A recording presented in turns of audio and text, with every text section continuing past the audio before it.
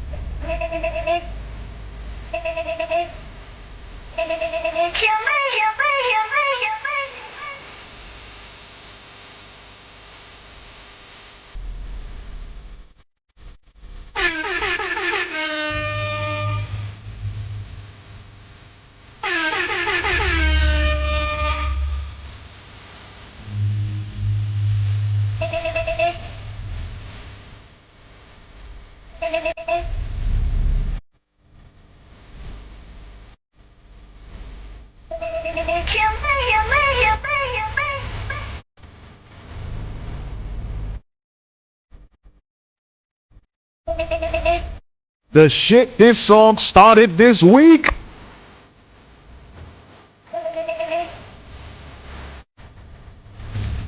Baby, call my phone and say you need. I'm still standing out in these streets, baby. Pull up, play back, baby. Just like some green tea, baby. What you talking about? Tired of all of y'all telling me niggas is real. Only come home and that's how your feelings so new niggas.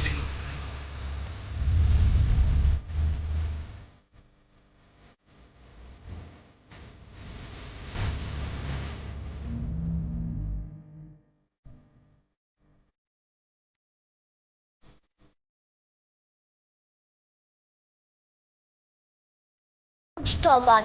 What you doing? What you talking about?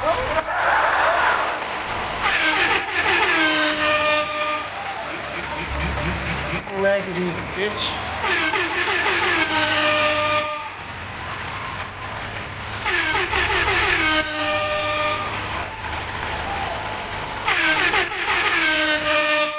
Person like her. Next me, no. What it is you really do. I had to let that rock longer. I'm sorry, I had to let that rock longer. Do I need to turn my mic down?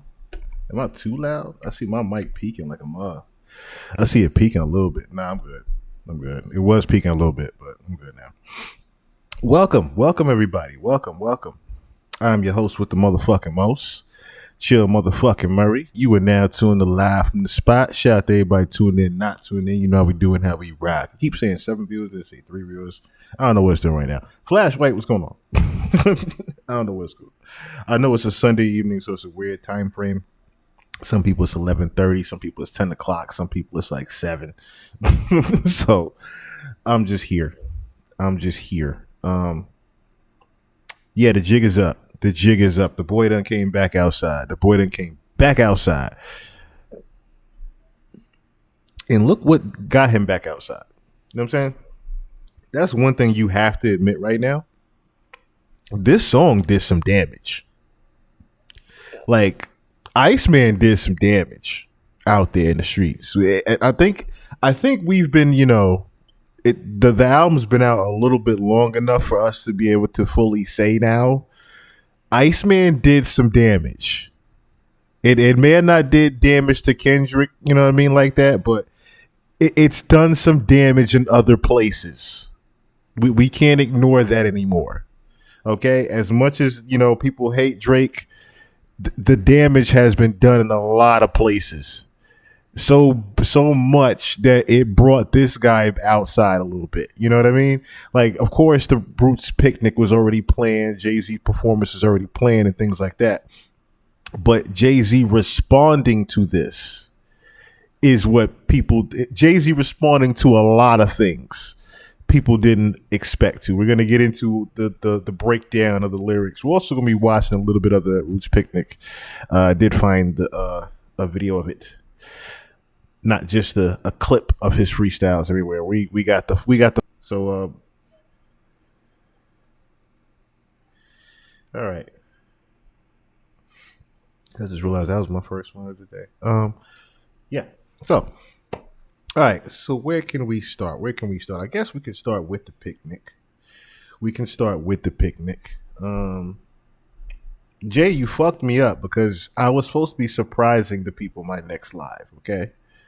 They weren't supposed to see this yet. And it looks fucked up now, but like it says, the jig is up, right? The jig is up. The jig is up. The jig is up. The jig is up for me, I guess, right? The jig is up. But if you guys can tell, I do have a new camera. I wasn't supposed to preview this until next week when I got all my shit. So if you like the new look, let me know in the comments. Let me know in the chat if you do or if you don't. I did get a new gaming PC.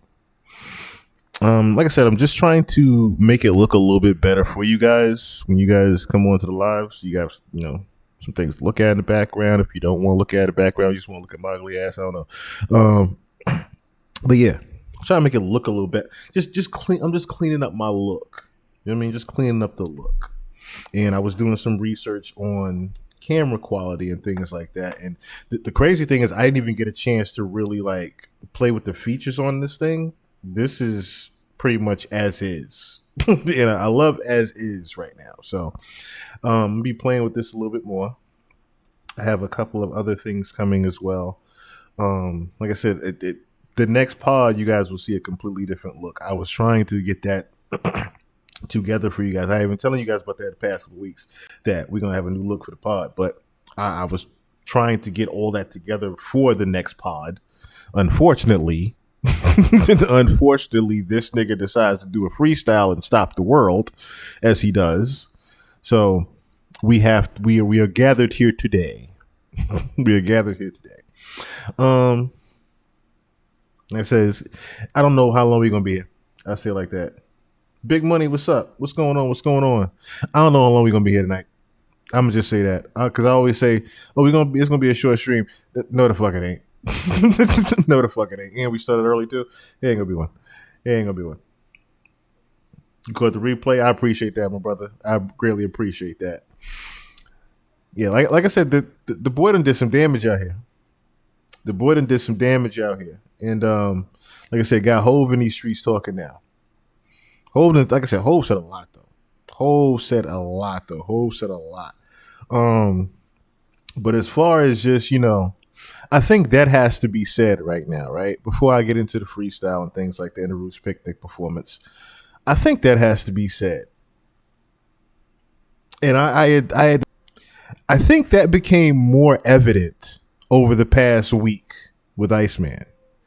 I think it became quite clear how important Drake is to the music business, because it pretty much caused a crazy offset of things, did it not? Did it not create a crazy offset of not even, we got R&B now, right? Black just dropped an amazing album. Shout out to Black, 6LACK.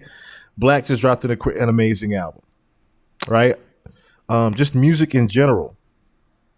People are, receptive now, again, to hearing good music again, I want to say, or wanting to be excited about new music in a sense. A couple of other artists have dropped, but you have the response from the disses and the lines of the Drake record. Not just Janice, shut the fuck up, but, the entire album, the entire body of work, it's just crazy. It's just caused a crazy offset of different people and different outlets, you know, being able to not only be, you know, create content, but also now get themselves back out there in the field of music. One being Jay-Z. You just heard Jay-Z in the interview before last with the New York Times, where he was literally talking about the interview with Complex, and he's literally talking about how beef is bad for the culture. You know, he wished the Drake and Kendrick thing didn't happen because beef is bad for the culture and whatnot, right? That got thrown out the window at Roots Picnic. That got thrown right out the window. Then you got him saying, you know, I'm Jay-Z. It's Drake. Fuck Drake, respectfully. You know what I'm saying? But you had to notice he was there. When he threw a couple of different shots, I want to look at the Jana Shut the Fuck Up video too, because I have a theory. I may be wrong on it. I may be right. I may be wrong on it. But I am going to look into a theory that I have with the Jana Shut the Fuck Up, because I think the Jana Shut the Fuck Up, we all might be wrong about Jana Shut the Fuck Up. I don't think there was a theory going around this week. I don't want to get into that bullshit with Joe Budden being Janice, because of the clip that went around with him calling himself Janice and what. First of all, if you listen to the lyrics of the Janice Shut the Fuck Up record, the last thing you think of is Joe Budden. The last thing you think of is Joe Budden. Just to be honest. Something's happening behind the scenes, paradigms are getting switched. Yes. And I spoke about that before. You could definitely tell how Drake has his own person now, as well as Jay-Z has his own entity backing him. You can definitely tell the powers that be that used to run the industry, that control both of these guys, is no longer around. Now that the original person, like say for example Lucian Grainge with Drake, right? No longer doing business with Drake. Drake is doing his own thing now, and now we've never seen this before in music history, period, where someone is able to seemingly, for the moment, get away with not only $2 billion, but also your publishing and your masters. Those things, you know, are up for negotiation now for Drake. Even though his catalog will be sold to a private equity firm, those other two things that are very important are still in limbo as far as his publishing goes and his masters. Jay-Z brought that to light with this freestyle, because that is in the lawsuit as well. That's in the lawsuit as far as Drake's publishing is in limbo right now. It's not necessarily owned by Drake. It's not necessarily owned by UMG right now. It's just up for grabs. Drake pretty much either has to negotiate to buy that from them, or he has to stay on the label.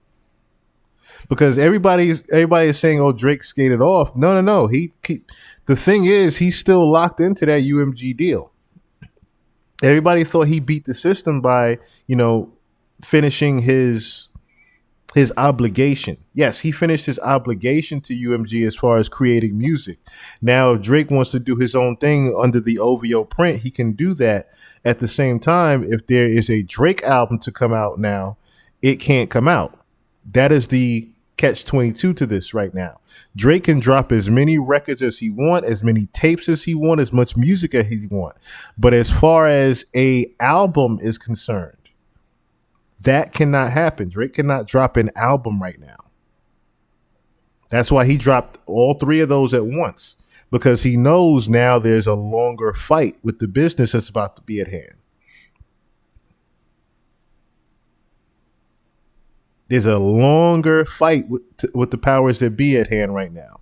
Not only are you fighting the court case with Lucian, but you also are now, like I said, your publishing and masters are going to become in limbo as far as how much it's going to be for you to actually pay to get those now, with UMG actually owning that. Because it's not like it's a partnership with your publishing. That was part of the deal. There's no partnership with your publishing and your masters, Drake. It was partnership as far as you performing and getting residuals back. But that was the 360 deal that you were locked in. That's the $400 million. It's pretty much you have to tour your ass. So that's the Live Nation thing that you were so stressed out about as well. He can't necessarily, his hands, that's why he, in the intro of the Iceman, I bow to the label, I bow to the stages, I bow to, but he knows that there's a much longer war at hand than anything. So, of course, he has to let the music be as hard as it can be to slap and just stick in the streets for right now, because he pretty much is going to be hands tied behind his back as far as really trying to come back out with something right now. And to answer that question, Seth, is, Kendrick, if Kendrick was to drop right now, he would just look like a hater. And I said that before. He would just look like a hater right now if Kendrick was to drop. And I think Kendrick knows that. That's why he's staying silent.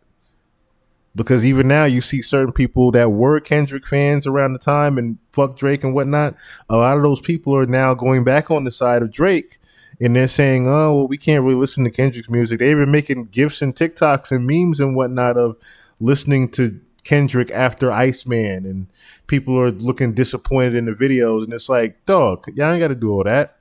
But I get it. I completely understand. That's why I said if Kendrick was to drop right now, the general consensus in the masses would view him as a hater, unfortunately. Regardless of who won the battle back 2 years ago. There will be people saying, oh, we get it, Kendrick. You don't have to keep beating the dead horse with this or that. Because the other thing to that is, right? And I think people keep forgetting this. What else can you say about Drake now? Got to do a long pregnant pause on that one. What else? We're talking about he's lived through ghostwriting allegations. Jewish,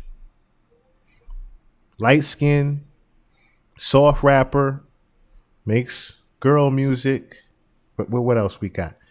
It's called a pedophile. We up to about 7 things. The kid has outlasted all of it, regardless of what you want to say. He has outlasted all of it. He survived every bullet you shot at him. You loaded the let go of the clip on this kid. He's still around. That's the biggest thing about the Janet Shut the Fuck Up record. I'm still scorching now. The nigga is back lit again. That's the part we can't ignore no more. He's back lit again. And if that is the case, like I said, what else can you say about him now? Even in what we're talking about, not like the regular you and me. Like, again, you got to keep thinking of the general consensus and the mass, we call it, the general masses appeal of things. You have to think about that regular guy that doesn't. Perfect example, the guy that was NY Flavor that made the video that went viral of him sitting in the car listening to Janet the Fuck Up with his daughter singing the words word for word, Drake in the back seat of the car. It's that guy that just goes to work and comes home, doesn't give 2 shits about who was the mole in Drake's camp and Kendrick talking about this and Drake talking about. Don't care about none of that, but was the music good? The guy might have even liked Not Like Us. Drake comes back out with a slap Janice. Oh, that's my shit. That guy does not care about the ins and outs of the industry and the Kendrick beef with Drake and Kendrick. That guy doesn't care about none of that. When it comes down to those people, again, those people, general masses, he is back lit again. He is back in the plus sign for everybody. So with that, creates the offset now of Jay-Z having to actually say something. Because it's one of those things where you couldn't ignore. If Jay had to say something, it's because he couldn't ignore it, number one. Number two, this was a... David, what's going on? This was a double-sided coin that won. That just, no matter what you flipped it, heads or tails, is going to be a win. You know why?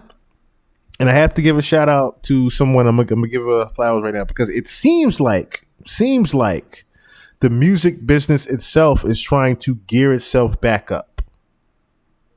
The music business was kind of dead, right? But someone that is also of importance to the music business, Jay-Z, as far as even just the rap side goes, right? Rap music, right? Jay-Z now has a, what do you call it? Drake pretty much put a trampoline in the J. If you get what I'm saying. Because Oskino even mentioned it. We're going to look at his response to it too. A few people even think about this. Drake made Jay hot again. I mean, what's going on? Drake made Jay hot again. Do y'all really think if Jay just got up there just rapping about, put like this, right? The biggest thing that got talked about, other than everything else he said after the fact, the biggest thing that got talked about that went headlines last night was what? Jay-Z responds to Drake. Jay-Z responds to Drake. Jay-Z responds to Drake. That's all you heard last night. And damn near half of today until everybody started saying, oh, he's talking about this person, that person, that person. Right. At this point, you cannot get rid of him. That's why I made that long explanation before about how important Drake is to the music business, because look what happens when he's around. Look what happens. Shit like this happens. Okay? So if it was not for a Janet shut the fuck up going crazy through these streets right now, among other lines that he said at Jay, which, like before we broke down, we figured out that on Certified Lover Boy album, the last feature that Jay did with Drake, Jay was talking directly to Drake. And their confirmation of their disagreement came then and there. The confirmation of their disagreement came from there. And nobody, because for a while, everybody just said, who is Jay talking to? Who is he this angry with? And then we broke it down from the last interview that he did with Complex. Oh, excuse me. This whole time, he was one of the investors with Dre and Lucian as far as the campaign to devalue Drake. Because here's the other flip side of that coin, right? That people won't pay attention to. Jay doesn't like for somebody to be above him. And as far as the music business goes, Drake is above him right now. Jay can't stand that shit. That shit is a thorn in his side right now. That Drake actually became Michael Jackson right in front of his eyes, and that shit is a thorn in Jay's side right now. Because a minute ago, Jay was making those same accolades. Jay was about to make the same pass as far as hits go. But, of course, you don't have the same passion musically, Jay. That's the other part of that. Jay's been wanting to retire for almost 20 years now. He's never really cared about being in the music business. He's cared about the rapping. He's always had a passion for rapping.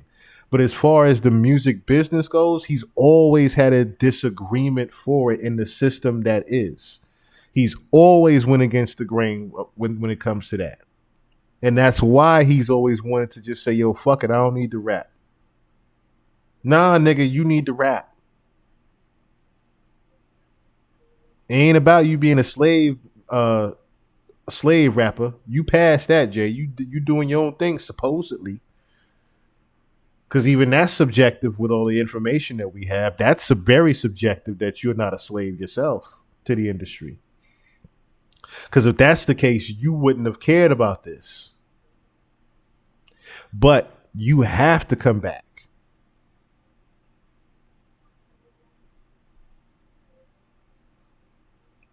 Yes, very much so. Very much been threatened by his career. And Jay is always bigged up. He's always big up Drake's career as far as saying, even on not Light Up,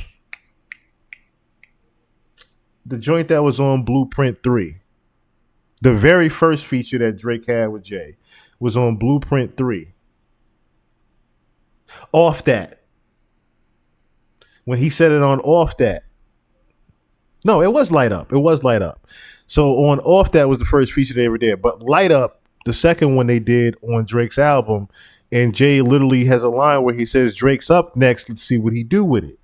He knew already that Drake was going to be, the next head guy. He knew already that he was going to be the next head honcho. Yes, Off That. He knew he was going to be the next head honcho with this, moving the game. He knew the candle was already passed. I mean, the torch was already passed. He knew the torch was already passed to Drake.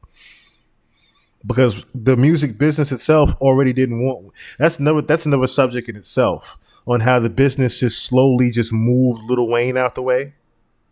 That's a whole nother subject, and that's another eerie one in itself. How the business just said Wayne would just Drake. We got Drake. Just move.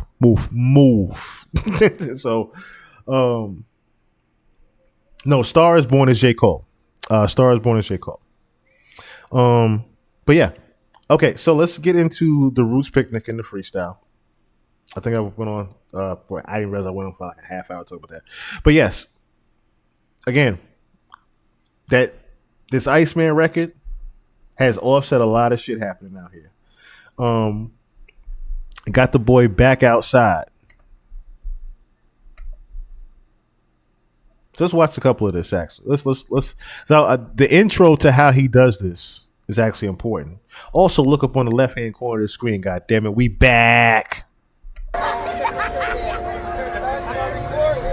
No more ads, bitch.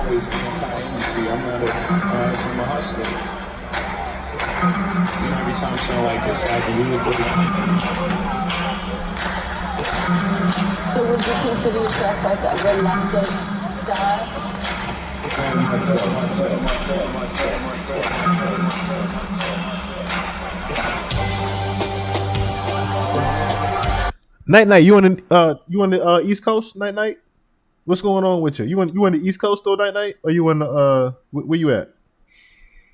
Like how far is it from 12 for you? Is it 9 minutes for you? Because then I gotta remember.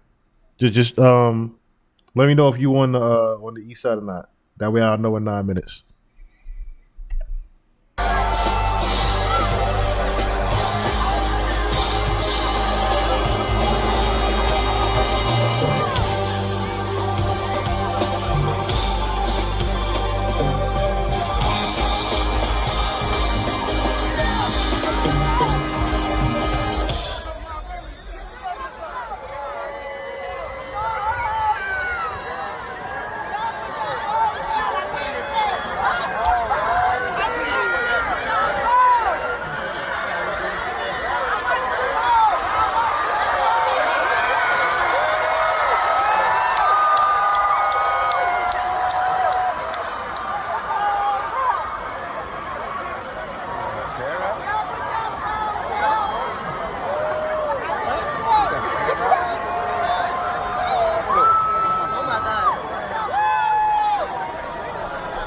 You can hear them talking about his hair already in the crowd. Oh my God. So when I saw this, I was like, ain't no way that's his real fucking hair. Number one. Number two, I could already see him saying to himself, like, yo, I can't go there with the dreads, man. I can't go there with the locks, man. Gotta take my head out. Gotta take my hair out. Know what I'm saying? Gotta take my hair out, man. I already see him saying that in the mirror, like, yo, this ain't hip hop, man. Gotta do something better. Gotta be right. I can already see him just, getting into that mode of, I gotta do this a little bit more hip hop. I can't come out looking like lavish, rich billionaire Hove with the dreads and shit. I gotta be dirty Hove for right now. East Coast, all right, I got you.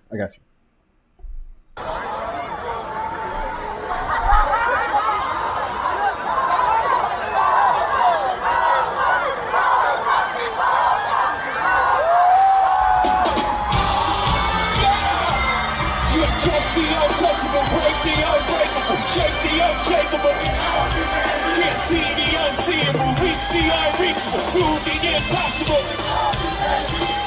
Right in the club. They say a nigga standing on the giant shoulder can see much further than a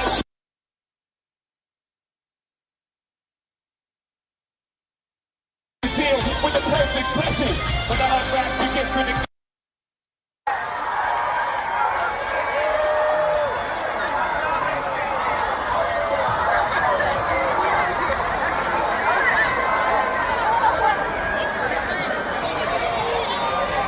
Hattie's turning 100. If she would have transitioned before I cleared my name, I would have hunted them. Every one of them playing these silly games. That 1-800 ambulance chaser would have wished one came. Okay, so first 4 bars, right?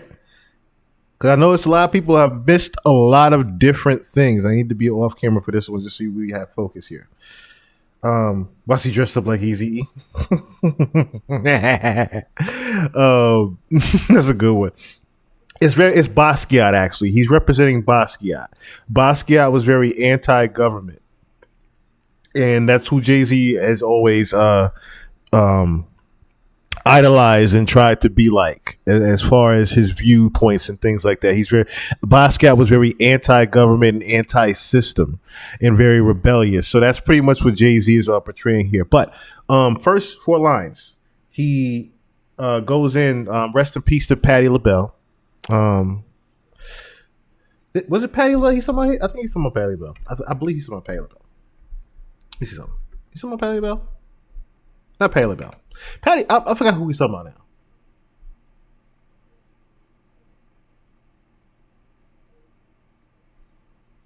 No, that's about Patti LaBelle. I'm talking. Who's he talking about now? Somebody had passed recently, and I'm trying to remember who he's referring to. But he's referring to pretty much the line. The four lines itself is referring to his legacy and what it meant to him and certain people from back in those times. So even the reference to the 1-800 part, right? Because he had a record back in the day. I forgot what it was. 1-800 something. It was 1-800 something. Murder. I think 1-800 murder line. I think it was back in the day. His grandmother. Thank you. What a man. His grandmother. Thank you. I knew it was somebody. Close to him. Okay. Thank you. His grandmother. Refers to she turned 100 years old. Yes, thank you. The 1-800 reference was a double entendre line because it was referencing 1-800 murder line, and it was also referencing the 1-800 hotline that involved him being in the rape case with Diddy. Remember when he pretty much got accused of being involved in the woman that got caught in the lie, pretty much with Diddy, that he had raped her, and it was a 1-800 line from was it Bixby? I'm forgetting the damn name now. But yeah, the lawyer that he was going back and forth with. Yes, so that's the double entendre to those first 4 lines. He's already addressing, the first time that he pretty much got seen in a negative light in the public eye. And that's why he's saying, yo, I wish I wish he was still around to see that, you know, I'm going to get my get back. I'm going to get my get back on all these people that, you know, that said something about me. But 911 is a joke. Public enemy #1, I've been ranked. The rock's not crumbling. The leprechauns have magically run out of pranks. Your son on a federal jail line mumbling something about having too much in his drink. You know how dumb that is? Another one fumbled his, wonder how I get the blame. Niggas' teeth is tumbling out their mouth and somehow I'm the one who done it. It's a murder. And of course, that one was at Dame Dash. The teeth is tumbling out of their mouth. And somehow I'm the one to blame. Now, I need to run this back a little bit because this one was heavily loaded. This next 4 was heavily loaded. It wasn't just a Dame line. Oh, shit, I ain't going to go back that far. But it wasn't just a Dame line. Enemy #1, I've been ranked. The rock's not crumbling. The leprechauns have magically run out of pranks. Your son on a federal jail line mumbling something about having too much in his drink. You know how. So, right there, you can hear him pretty much even describing someone having too much in his drink. So he's describing the whole thing with the case where the person got too intoxicated or whatever, and then they got raped. And pretty much that was the case with a lot of them, right? Someone pretty much slipped something in their drink, they smoked a little bit too much, and then next thing you know, they woke up, then they got raped, right? That was pretty much with a lot of the allegations, even the fake ones, right? Majority of them had the same exact intro to their story of they went to a party, they got too fucked up, next thing they know, blah blah blah happened, and boom, we suing them years later. That's pretty much the synopsis of what. Not saying, of course, there weren't real victims, but there were a lot of fake ones also that were trying to cash in on that. That's what Jay's pretty much addressing now. Pretty much there was a lot of people that were under him that were trying to, you know, devalue his name as well. How dumb that is. Another one fumbled his, wonder how I get the blame. Niggas' teeth is tumbling out their mouth and somehow I'm the one who done it. It's a murder mystery game. And of course, he ends it off with the Dame Dash line. But what he was referring to towards the end with Dame, I believe, is the jealousy. Remember I said before, he introed this talking about his legacy. He introed this talking about people talking on his name and devaluing it and his legacy.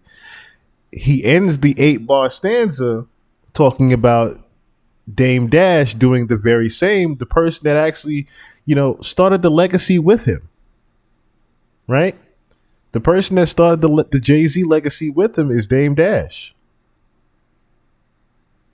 So niggas' teeth is tumbling out their mouth. Somehow I'm the one to, like, really, dog? Like, I'm just speaking from Jay-Z's perspective. Like, really, dog? Like we came up together. Now we at the point where niggas is old and niggas' teeth is tumbling out their mouth and shit. That somehow that, you know, our paths going different. I'm the one to blame for our paths going different. That's how Jay perceives it.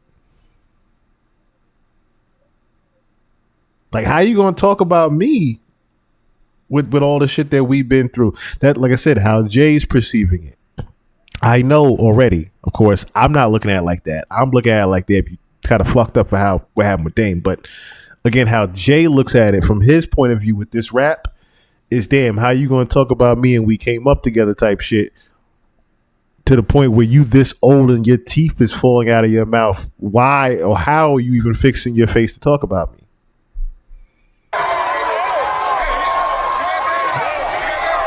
Cash cow and thunk it. With you pump test, I'm the one who strummed the pain. That hill you can die on. There's way too much flack that comes from those pains. I'm killing them softly. What's understood don't need to be explained. You want it one way, it's the other. I still on you suckers, I'm mauling you niggas gang. I ain't much for me, it's no how. Cancel the brunches, I remember the hunger pain. The price of the bricks going up. So again, loaded 8 bars right there. Loaded 8 bars right there, but one of the bigger lines right there you have to think about is about the brunches. him canceling the brunches was not for no reason. And it was heavily noticed. It was heavily noticed he canceled those brunches. Was it not? Like, I'm talking about like it was to the point everybody was like, yo, what's going on? Like a couple years in a row now you didn't cancel these brunches on us whole. But that was because of what was also going on with Diddy. That's why I said this was a very loaded 8 bars right here. To where he had to line it up because he was, addressing the fact that he had to remove himself from being around a lot of people. He had to remove him, Diddy being one of them, but he had to remove himself from a lot of people, and rightfully so, because look what ended up happening where, not necessarily a Drake effect happens, but a devalue campaign starts happening on Jay as well. And he started to take notice in that ahead of time. That's one thing you got to give it to Jay. And people have always been right about that. Jay is very smart as far as seeing what's ahead and trying to dodge the bullet before it comes. So that's literally what he did. He pretty much went quiet, canceled the brunches, said, all right, I'm just going to move a little bit differently. I'm not going to be seen too much. I'm going out the country for a while. Move around out the country for a while the States is in, chaos and whatnot. Oh, shit. Diddy got locked up. Oh, shit. Epstein files. Oh, shit. Oh, shit. Oh, shit. They calling me out. 1-800 hotlines. They suing me now. I'm raping people. Oh, shit. Oh, shit. All this while this nigga's in Japan, London. This nigga is not thinking about being in the United States whatsoever. Well, all this shit is happening. He's trying to move around with Beyonce. The key word is trying to move around with Beyonce. And it's just, the cloak is just slipping off. It's pretty much, and someone even said this was an identity crisis here as well. Because you can even hear it with the Complex interview. Jay was having an identity crisis with himself. As far as him saying, yo, I don't necessarily know what new me sounds like. Remember that? Remember he kept saying he doesn't even know what new me sounds like. To the point where he can make a whole album about the new times. So, of course, it comes up with a freestyle. But the thing is, Jay's also at a point where he's realizing he has to. That's where the killing them softly line comes from. He's at a point where he can't. He's not as hot as he was, quote unquote.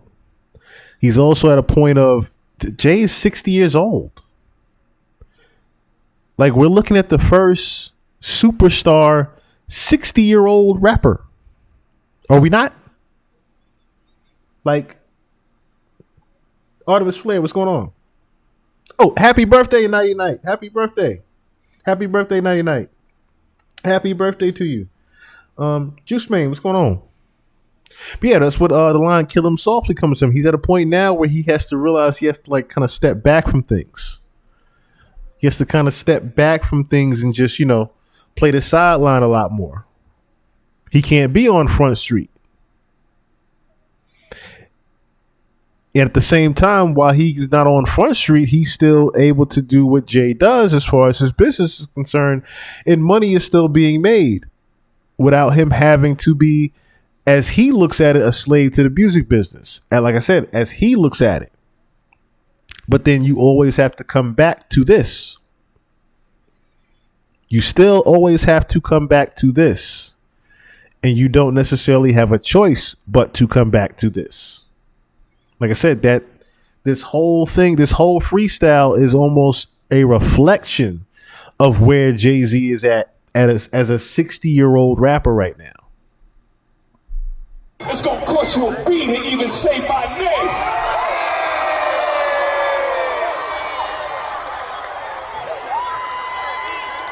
You ever heard of a Wonder King? My children and some of them. Have you niggas no shame? Y'all trying to get under skin? So that line right there was about Nicki Minaj. Of course, with Nicki talking about on Twitter, talking about Jay-Z's kids. But then he flips it, of course, and then everybody didn't notice there was a Nicki line because he said this next. I really get under skin as an unharmed player. So when he does that, I'm like, well, nigga, about 20 years later, you finally say something. I mean, we've been trying to like, yes, everybody wish 99 a happy birthday. Everybody, please wish her a happy birthday. I said her. I'm so sorry.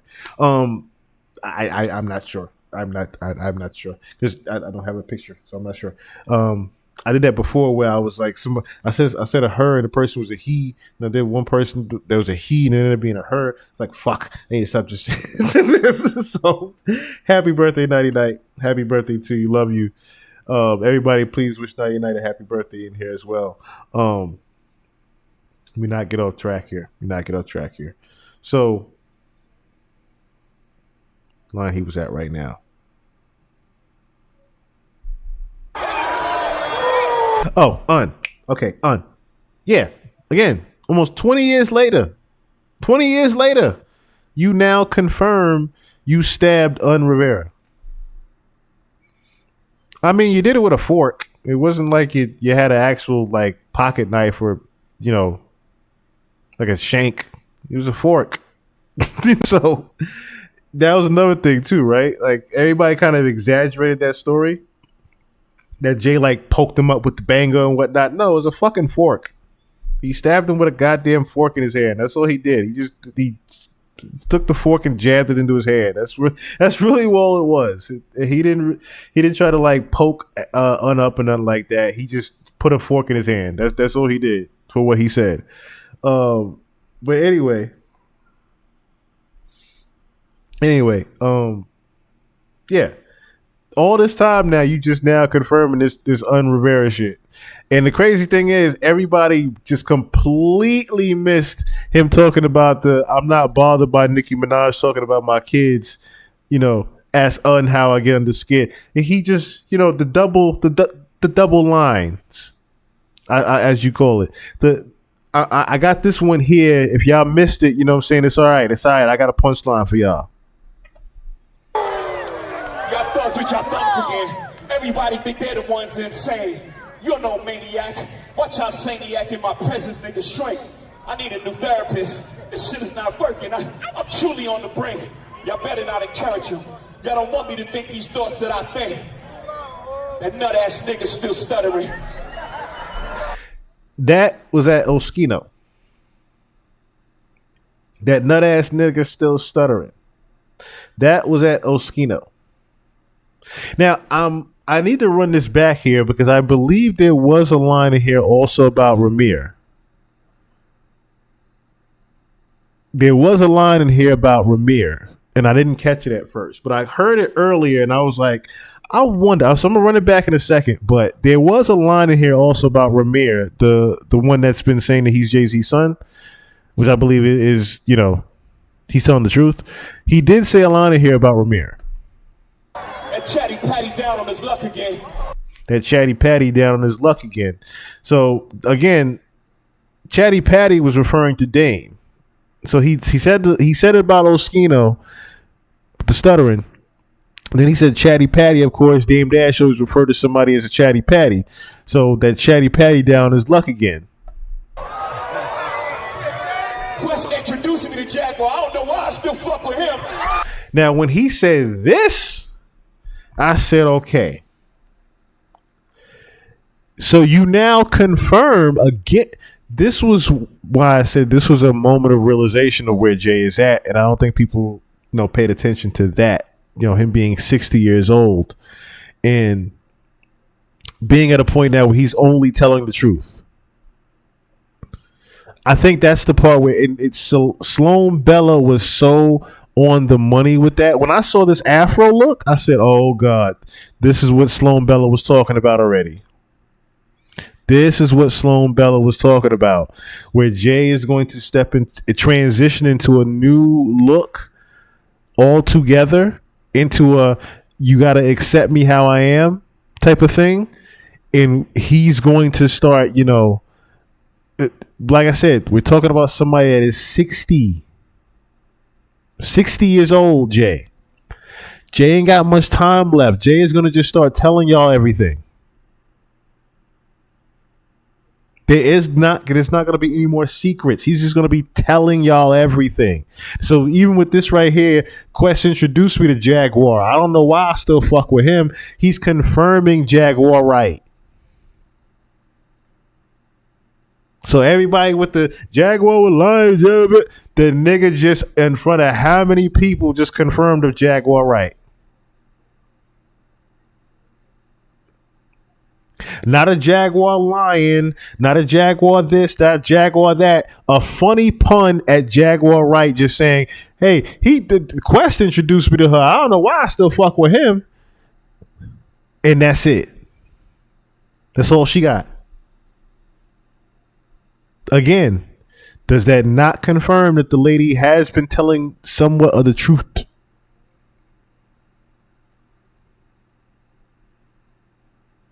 If that don't confirm, Jaguar Wright has been telling y'all what she is confirmed to know Jay. Okay, she is confirmed to know and have hung around Jay and possibly even do the things that she was talking about.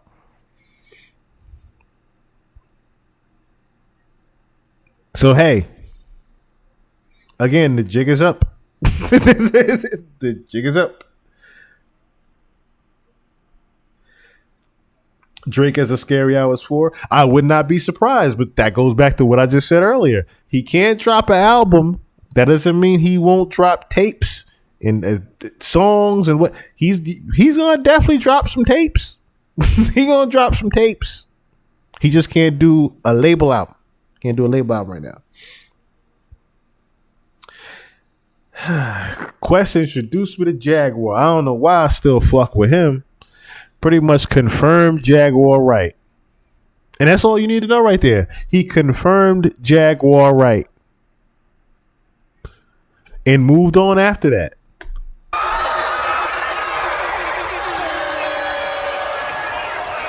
He even had to do a long, like, fuck, did I just do that?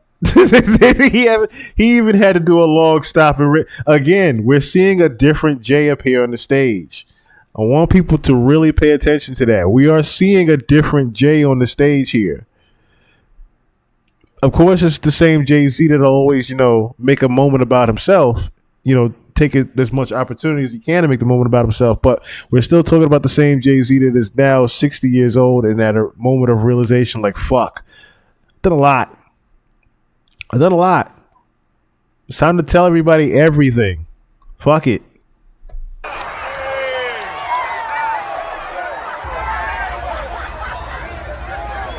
You was wondering why I do the freestyle rehearsal. That lady back on the stuff, she sound like she in love with her. Her kid can't even take their kids. Enough of them. A rapper can't be my eye. That was cold. That lady back on the steps again.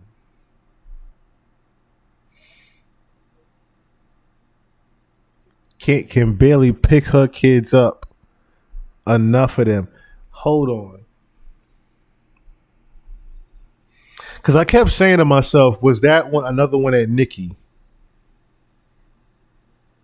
But I wonder if that was at somebody else different. No, that was back in Nicki because he even ended it with enough of them. Okay, so I get it now. That was it was a high reference. I get it now. I can't even pick their kids up. I get it now. I get it now because Petty has the registry. He's registered as a pedophile. Oh man. Okay. Now I get that. Now I get that line. So yeah, that was another Nicki bar. That was another Nicki bar. I can't even pick their kids up. Yeah, enough of them. I get that bar now. I got MAGA Republicans. Them shots came from the very top of the government. Good luck. This line right here got I got MAGA Republicans. Them shots came from the top of the government. So he knows already. He knows already. That's what I said before. It was a devalue campaign on Jay, but like he said, them shots came from the top of the government with it.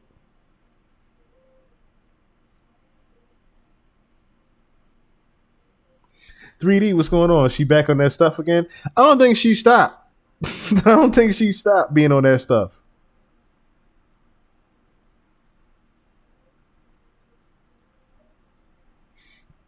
Right. See, okay, so Big Money, you caught that too. Her Ken.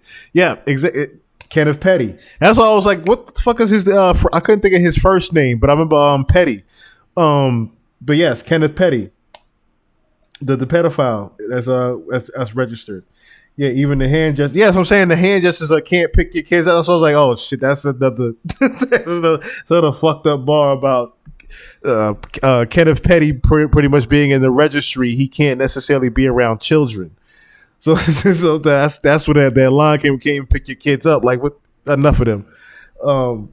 Because he didn't want to necessarily say it, especially with the allegations that he's had. He couldn't necessarily finish saying you know what I'm saying? He couldn't say the whole thing. That's why he did it the way he did. But again, moving forward to the MAGA Republican, them shots came from the top of the government.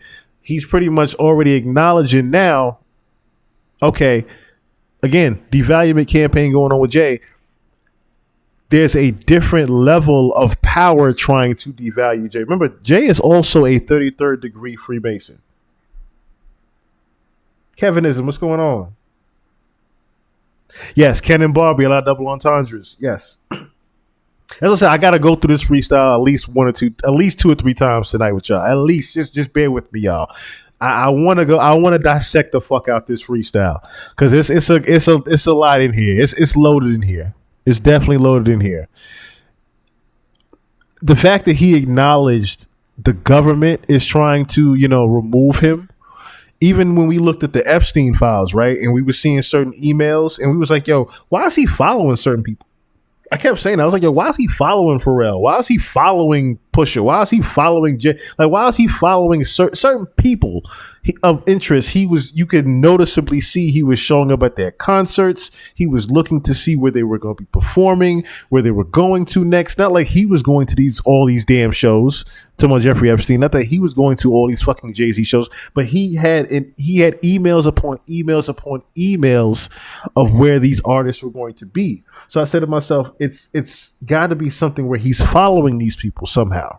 And then we stumbled upon the email before everybody else did. We stumbled upon the email that literally talked about him being jealous, or should I say the Republican Party itself being jealous of Jay-Z, saying, yo, we should be the ones out there with the car full of women and the money and whatnot, but it's Jay-Z out there. We literally saw the email talking about the jealousy of him. So it was not a shock anymore. It's crazy how he looks like a duck with shades on, or the goofy, I got to show that too, the goofy thing that Dame put out. It's not a shock anymore that he's like he said, public enemy number one. He became a target because the government, pretty much the Republican government, is pretty much jealous. I don't think it's a Republican thing. I think just in general, that side of things was very jealous of how Jay-Z was moving around the streets because they couldn't do the same exact things. And Jay-Z behind the scenes was doing what they were doing, but on a public view, he's able to be the coolest guy to everybody else on the public surface. Whereas the guys that are actually doing dirt out there and doing shit and having the same amount of money and same lavish lifestyle, they don't look as cool as Jay doing it. So they were therefore jealous of Jay. So he's acknowledging, like I said, how this pretty much came from the top of the government as far as a campaign to remove him somehow. And it's because, again, he is a 33rd degree Freemason. That part can't be ignored. With them, I'm governed by God. You try to break the government. I prayed for 40 days. My neck get flooded again. Wrist get flooded again. My net worth went up again. My next update, the jig is up. Nigga, I'm up 10. Wrong chart, champ. You gotta look up again. Niggas look up the hole. I never looked up to them. And then, of course, I think that was an impromptu one. The way he paused,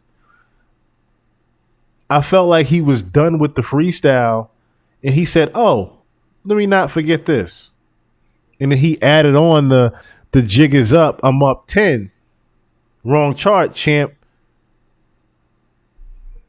Of course, talking about Drake. Of course, Janice, shut the fuck up. Where he's talking about we know how you OGs rocking already. The jig is up. He recognized that line was at him already. And I'm pretty sure, like I said, he's already heard the album and heard the different lines that were at him. Let him finish real quick. The crackers got your publishing gangster. Go talk tough to them.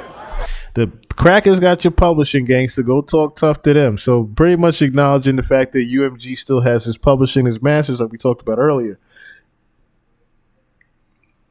And that Jay-Z pretty much has his masters. Yeah, that's another thing you have to look at, right? Jay-Z's not in a music business war with anybody because he owns his masters. But because he owns his masters and his publishing, Jay also can't be the Drake. If you get what I'm saying. He can't be the big guy anymore because he's not the label baby anymore. Drake is. That's why Jay always said it in interviews, you only get to be the hot new guy one time. Well, what happens when you're a Drake and you keep getting to be that new guy every single year as the hottest guy? So there is a certain enviousness on Jay's side towards Drake as far as that goes, because he still can't be. Put it like this, right? If we really were to do even a popularity battle right now between Drake and Jay, it's going to be a very one-sided coin for Jay as far as, the older audience looking at him in a certain light versus the younger audience. Can we not agree on that? So with that being said, I think there's going to be more people that, take the side of Drake because he has a wider range of audience that he covers versus Jay. If you follow what I'm saying here. One has a wider range of audience that they cover. That they are still, I should say, that they are very popular on and still covering on an international level. Jay has international reach as well. That's not what I'm saying, right? Jay has the international reach as well. But as far as the popularity, I'm talking about like Snoop Dogg type popularity. You always hear him say he's jealous of how famous Snoop Dogg's name is. The only other person that's that famous right now in music is Drake. You say that name everywhere, There's some people in some countries that don't know Jay-Z. They know Drake. They even know Snoop. But see, that's the thing. If we were to do, and I wanted to ask y'all. Matter of fact, let me come on camera for this one. Take a sip of my drink real quick. I want to ask y'all. Honest opinion, right? Honest opinion. Let's keep it 100. Let's keep it all the way 1,000 right now. Mano a mano, Drake versus Jay-Z. Who wins that today? When I talk about prime versus prime, we're talking about today. Who wins that? Drake versus Jay. Now, if we're talking about a hit versus hit, I think you and I know it might be a long night for Jay. If we talking about hit record versus hit record, we ain't talking about hot verse versus hot verse. Talking about song for song. I think it's gonna be a long night for Jay. We're talking about song for song part. It might be a long night for Jay. If we're talking about lyrical battle, then that's when the tables are turned. If we're talking about just emceeing on the stage, the tables are turned. But on paper, it looks really ugly for Jay. If you start naming down the catalog for Drake versus Jay, it looks really ugly.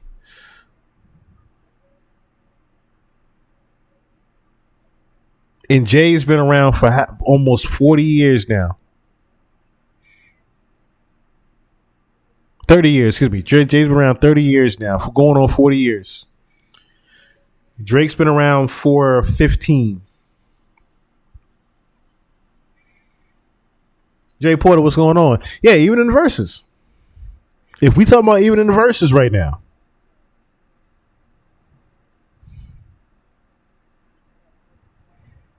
If we talking about in the verses, like I said, on paper, it looks disgusting.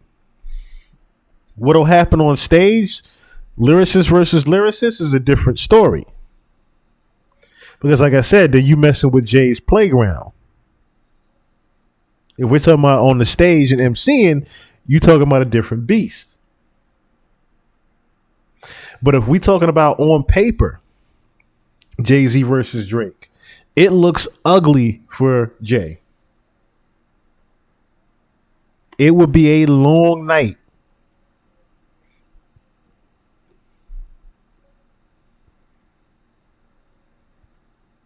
Like I said, on paper, as far as Drake's catalog compared to Jay's, it would be bad. It would go bad. And that's why I said don't look at it from a Hot in 9-6 or Hot in 2003 perspective for Jay. Look at it from villain era Drake right now, villain era Jay-Z right now. Look at it from 60-year-old Jay against seemingly killed off Drake right now. That's what I'm going to look at them now. Them going against each other now. Where Jay-Z does a diss record at Drake, Drake does a diss record at Jay. The outcome of that, I don't necessarily know is going to go in Jay's favor.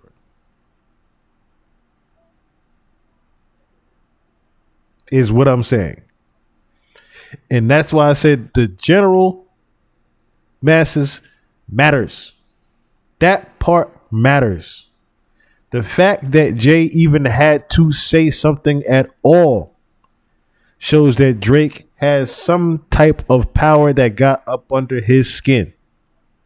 That's the part I'm trying to say. He has some type of power that got up under this nigga's skin. For him, he had to say something. We're talking about the same guy that was just on Complex talking about some beef is bad for the culture. And a not for nothing, but who the fuck is Drake? Someone that you had to acknowledge tonight. Among other things.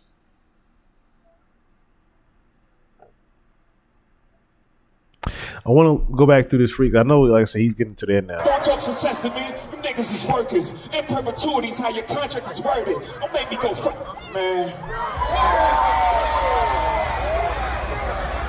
The roots remember, even when the trees pretend, not too much of my name. Don't forget who I am. Hattie loves her Shawnees. S-H-A-W-N. I find it adorable she put the S at the end. You don't know, the show ain't even begin. I said, you don't know, the show ain't even begin.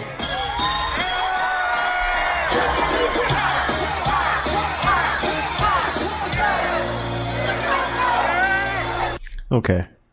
One more time, I want to go back through the free real quick. Then we're going to move on. Hattie's turning 100.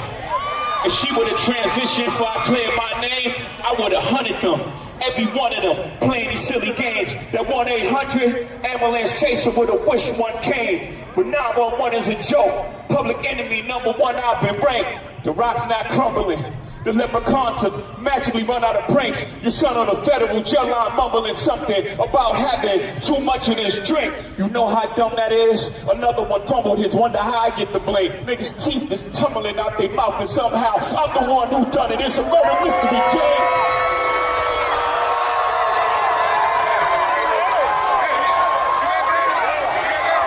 cash cow and thunk it. With you pump tents, I'm the one who strummed the pain. That hill you can die on. There's way too much flack that comes from those planes. I'm killing them softly. What's understood don't need to be explained. You want it one way, it's the other. I still on you suckers, I'm mauling you niggas, gang. There's way too much flack that comes from those planes. I'm killing them softly.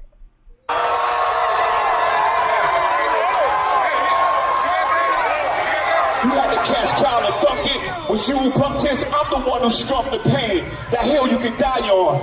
There's way too much flack that comes from those planes. I'm killing them softly. What's understood don't need to be explained. You want it one way, it's the other. I still on you suckers, I'm mauling you niggas, gang. I ain't much for me, it's no how. Cancel the brunches, I remember the hunger pain. The price of the bricks going up. It's gonna cost you a beat to even say my name. The blade, niggas. So remember when I said that there was a Ramir line somewhere? I keep thinking it is somewhere in these bars, and I'm trying to find it. Teeth is tumbling out their mouth, and somehow I'm the one who done it. It's a murder mystery, gang.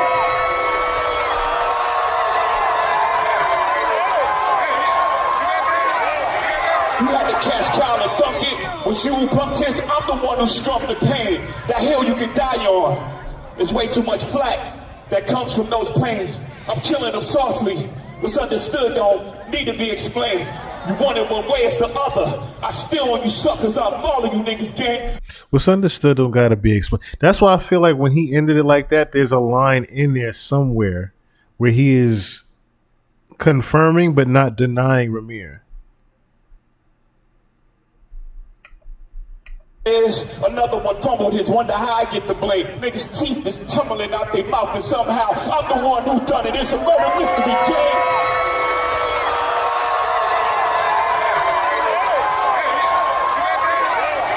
You had to cash cow and thunk it. With you pump tents, I'm the one who strummed the pain. That hill you can die on.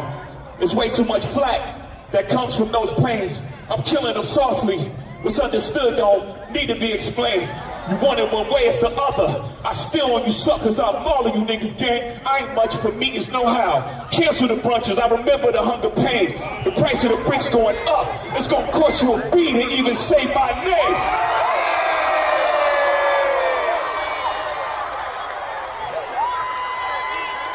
You ever heard of a Wonder King? My children and some of them, have you niggas no shame? Y'all trying to get under skin? I really get under skin. Ask unharmed player. Y'all thugs with y'all thumbs again. Everybody think they're the ones insane. You're no maniac. Watch how saniac in my presence, nigga, shrink. I need a new therapist. This shit is not working. I'm truly on the brink. Y'all better not encourage him. Y'all don't want me to think these thoughts that I think. That nut-ass nigga still stuttering. And Chatty Patty down on his luck again. Quest introducing me to Jaguar. I don't know why I still fuck with him.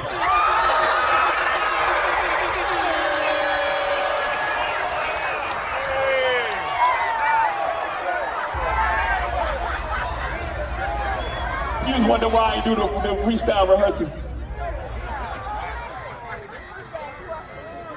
That lady back on the stuff, she sound like she in love with her. Her kid can't even take their kids. Enough of them. A rapper can't be my eye. I got MAGA Republicans. Them shots came from the very top of the government. Good luck with them. I'm governed by God. You try to break the government. I prayed for 40 days. My neck get flooded again. Wrist get flooded again. My net worth went up again. My next update, the jig is up. Nigga, I'm up 10. Wrong chart, champ. You gotta look up again. Niggas look up the Hove. I never looked up to them. The crackers got your publishing gangster. Go talk tough to them. Don't talk success to me. You niggas is workers. In perpetuities, how your contract is worded. Don't make me go front, man.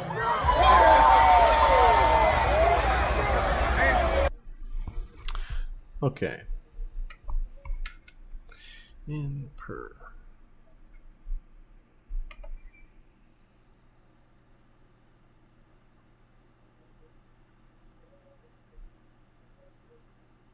Oh, wow. Referring to the slave deal that Drake was in. Okay. I was like, wait, what does that even mean by that? The in perpetuity, how your contract was forever without end. That's fucked up. All right, so let's get into these responses now. So first, we'll start with Jag. Because she didn't really say much. Because even she was like the same thing. She had the same response I pretty much said. Like, all right, that's all he said. He's always disrespectful. He was never that way with me.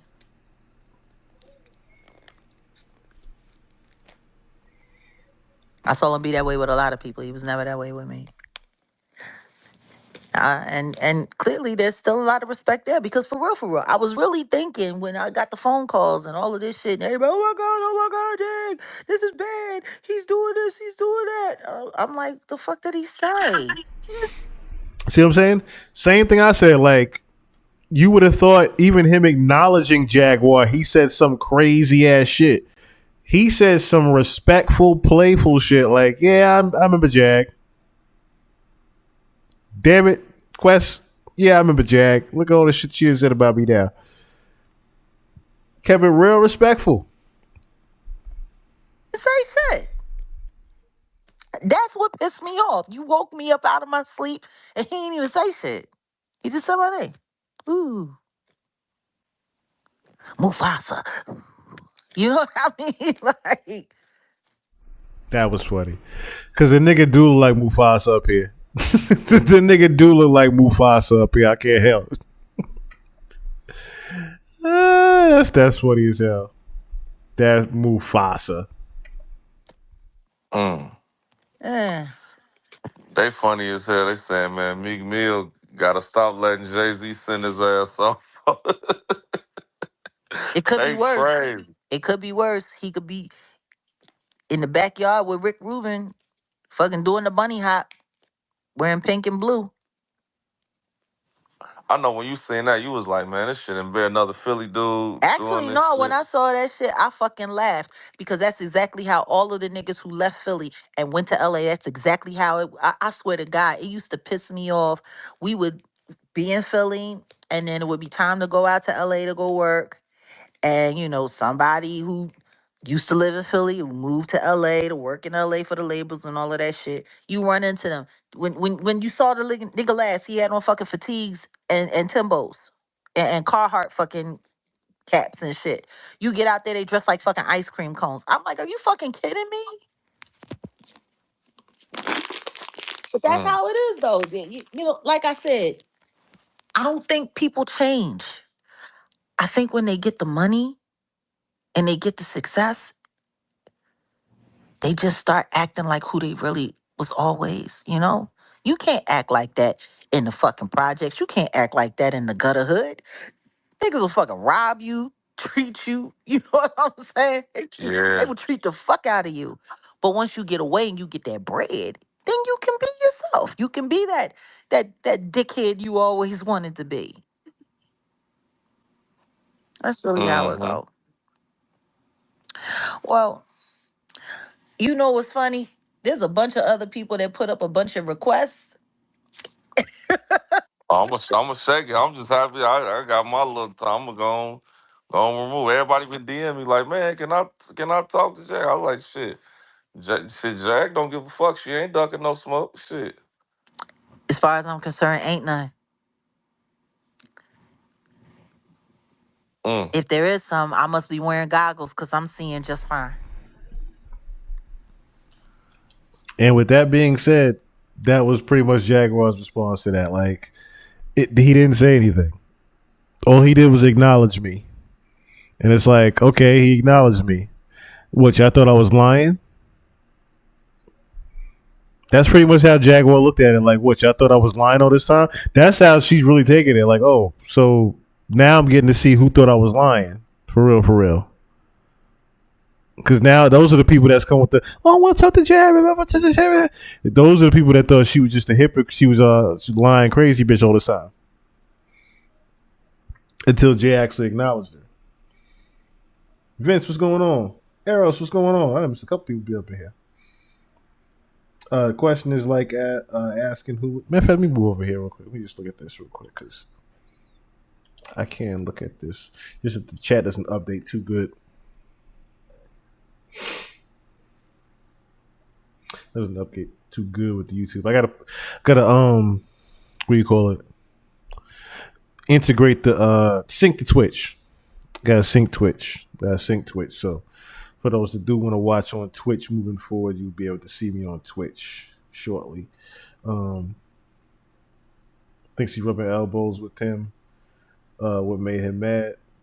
Yeah, I mean, pretty much not in the same regards as far as status is concerned, but if you want to, be technical about it, that's why I brought the light, even the 1 a.m. in Albany joint where Drake had the 33rd degree, well, not the 30, the masonry necklace, but he had the mayor's necklace on that is also made in the form of 33rd degree Freemasonry, right? And of course, politicians, they have to go through, of course, majority of them, a good 95 to 98% of them are Freemasons.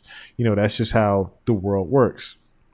So he putting that necklace on was him pretty much displaying like, yo, I got these people backing me. And I got the mayor backing me of Toronto. Like I got a different, group of people backing me over here. I don't need y'all over there. I don't need Lucian. I don't need Robert Kraft. I don't need none of y'all no more. None of y'all. I got my own bag. I got my own people, my own connections over here. Jay moved out the country. Jay went out the country when all that Diddy shit was going on, and you see him even coming back with the game needs me jacket and all that. That was pretty much, I said before, that's confirmation of Jay got somebody else backing him. Whoever was backing him and Diddy before is no longer doing it now because he's already seen that there was a campaign that was to devalue him and his power and his credibility and his respect. So he found a new backing. Jay has a different backing now, which is why he's even back outside moving around how he's moving around. He's not just randomly doing these fucking concerts just to do concerts and a tour just to do a tour. The nigga is trying to help the music business come back into play. He's trying to get the ball rolling back. That's why I said before of how Drake is so important to the music business. It pretty much got everybody asses back on the bus to get rolling. Because for a while the scene was dead with no excitement pretty much. Yeah, Jay-Z's doing stadiums. Drake is doing a tour. We'll definitely see who can move the crowd the best. But that's, again, why I'm saying the music business is trying to get their wheels back moving. And who best to do it but the two biggest stars in music? It's just music and in rap, right? Because how important is rap to the music business? As far as the young, as far as the youth is concerned. Right? And of course, dare I say, especially the young black youth, rap music has to be popular. It has to be. Okay? Pop side and just the, general consensus over there, just in that music, we need Drake. We need him around. You don't got to be the hottest thing out. He got to be around. Same thing with Jay. For rap to do something, for just rap to do something on the older scale, Jay has to be around. For the older audience, Jay has to be around. So of course, these two big titans are now doing what? Shows this summer. So that the music business can try to stay afloat. I don't necessarily see that happening. I could see them doing a song together, but I don't see them doing a project together. It would be cool, but I mean, I don't necessarily see them doing a project together. Jay and Ken. I don't necessarily see that happening, but I definitely could see them doing a song together in the near future. Whether that be for, I could definitely see a Jay-Z album coming out or a Jay-Z song coming out, and then Kendrick has a feature on it. I could definitely see that happening in the very near distant future. Like in the next, I don't know, 2-3 weeks, maybe even a week, I could definitely see. You could clip this right here. I could definitely see a Jay-Z song coming out, and Kendrick has a feature, and you know who he's talking about on that feature. I can definitely see the boogeyman popping out like that. If it's any way the boogeyman would pop out right now, it would be through that. The avenue of someone like Jay saying, yo, I need you to, oh, why you at? Me? I could see Kendrick definitely getting on a Jake track.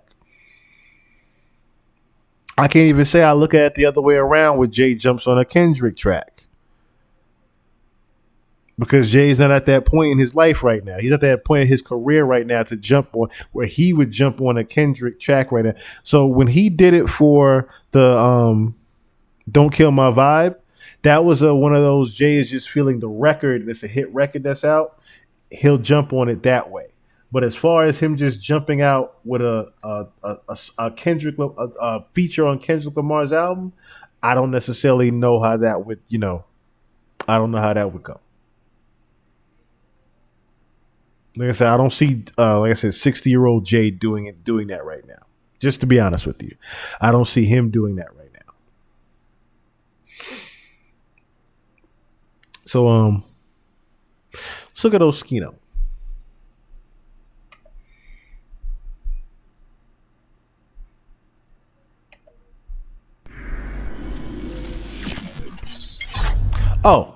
Oh, that reminds me. Before I do that,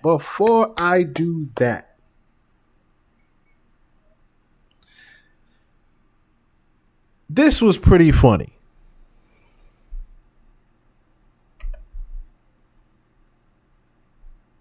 When Bleak came out, I said, okay, I already see where this is going. He's going to pull a Rockefeller reunion move, right? When I saw Bleak come out, I said there's going to be a Rockefeller reunion type of thing happening. Lo and behold,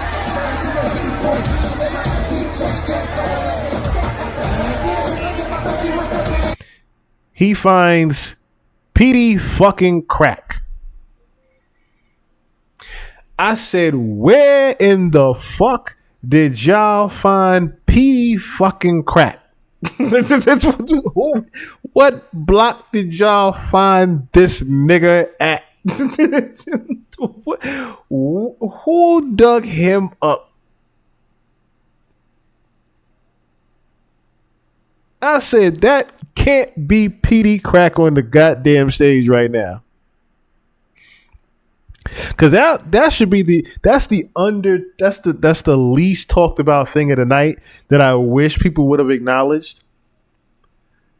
Is that niggas ain't seen PD crack with State Property in fucking 20 years. Remember the first reunion where Jay came out and did the B-Sides concert and the Rockefeller State Property, all that came out? PD crack was nowhere to be found. And everybody said the same thing that night. Where's PD crack? Where's PD crack? What happened to PD crack? PD crack said, I'm here. They ain't called me. So again, they all need to be together. That's the thing, right? So I started saying to myself, like, okay, is this one of those things where Jay is just using somebody for a moment for himself again? Because he's been known to do that since the beginning of time. Jay has been known to use somebody for, his moment to get it moving. And of course, if you're going to do a reunion again, right, you can't do it without Petey Crack, the one that was talked about the most.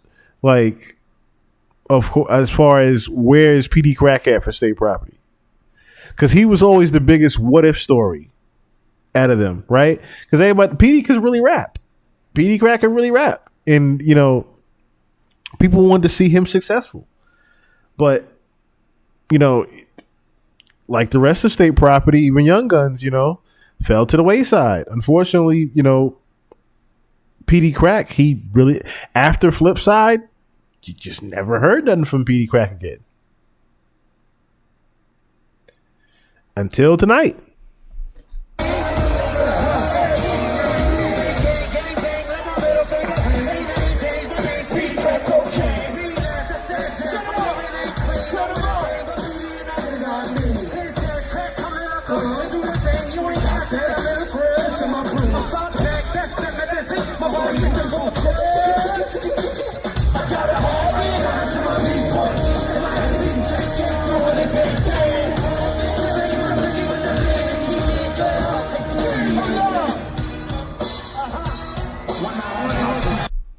One 900 hustlers. 1-900 hustlers. So Beanie. Because I noticed Memph was doing this whole thing. Memph Bleak, you are not slick. I noticed how you had been doing your thing with your podcast recently. And everybody that you had been interviewing is literally somebody that had an issue with Jay. You started it off with Jaz-O. And that was around the same exact time that I had the clip going around of Jaz-O literally talking about Jay-Z. Man, he ain't, you know what I'm saying? He down with the Illuminati, but he down with this shit, man. He down with this shit. Remember he was doing that in the video? The same time, all of a sudden now we get old ass Jaz-O sitting down with Memphis being like, man, I don't really feel like that about Jay, man. Of course you don't anymore, Jaz-O. You don't feel like that, of course, 16 years later. No, I don't expect you to feel like that anymore. Y'all old as hell now. Stink, like I keep saying before, when I see these old rappers out here, it's Stink Mina and what's his name? And Harris, Robin Harris. But of course you're not gonna feel a way about him now. So I know it's Memphis Bleak doing all these interviews with different people that had issues with Jay. And he sat down with Beanie, he sat down with Pete, he sat down with so many different people. I started saying, okay, there's a pattern here. There's definitely a pattern here because he's making sure that when Jay calls upon these people for favors, that there's no ill blood anywhere. And then lo and behold, this Roots picnic happens and these people start to come out and I'm like, oh, Beanie doesn't feel any type of way, of course. There's no need to ask. So what, does Beanie still feel the way he does about Jay, or did Jay pay him for this? All that would be answered with you looking at the Memphis Bleak podcast interview with him. And the clips that went around where Beanie was literally saying, yo, yeah, I know I fucked up.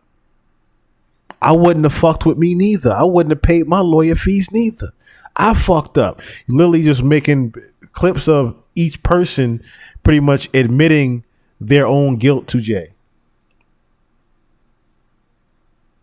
So, of course, when the Roots picnic comes around or the tour comes around, Jay gets to ask as many favors as he can again because now these same people no longer have this ill blood because they went on this podcast. But, you know, when it comes down to just even PD Crack, again, the whole using somebody for your moment type of thing.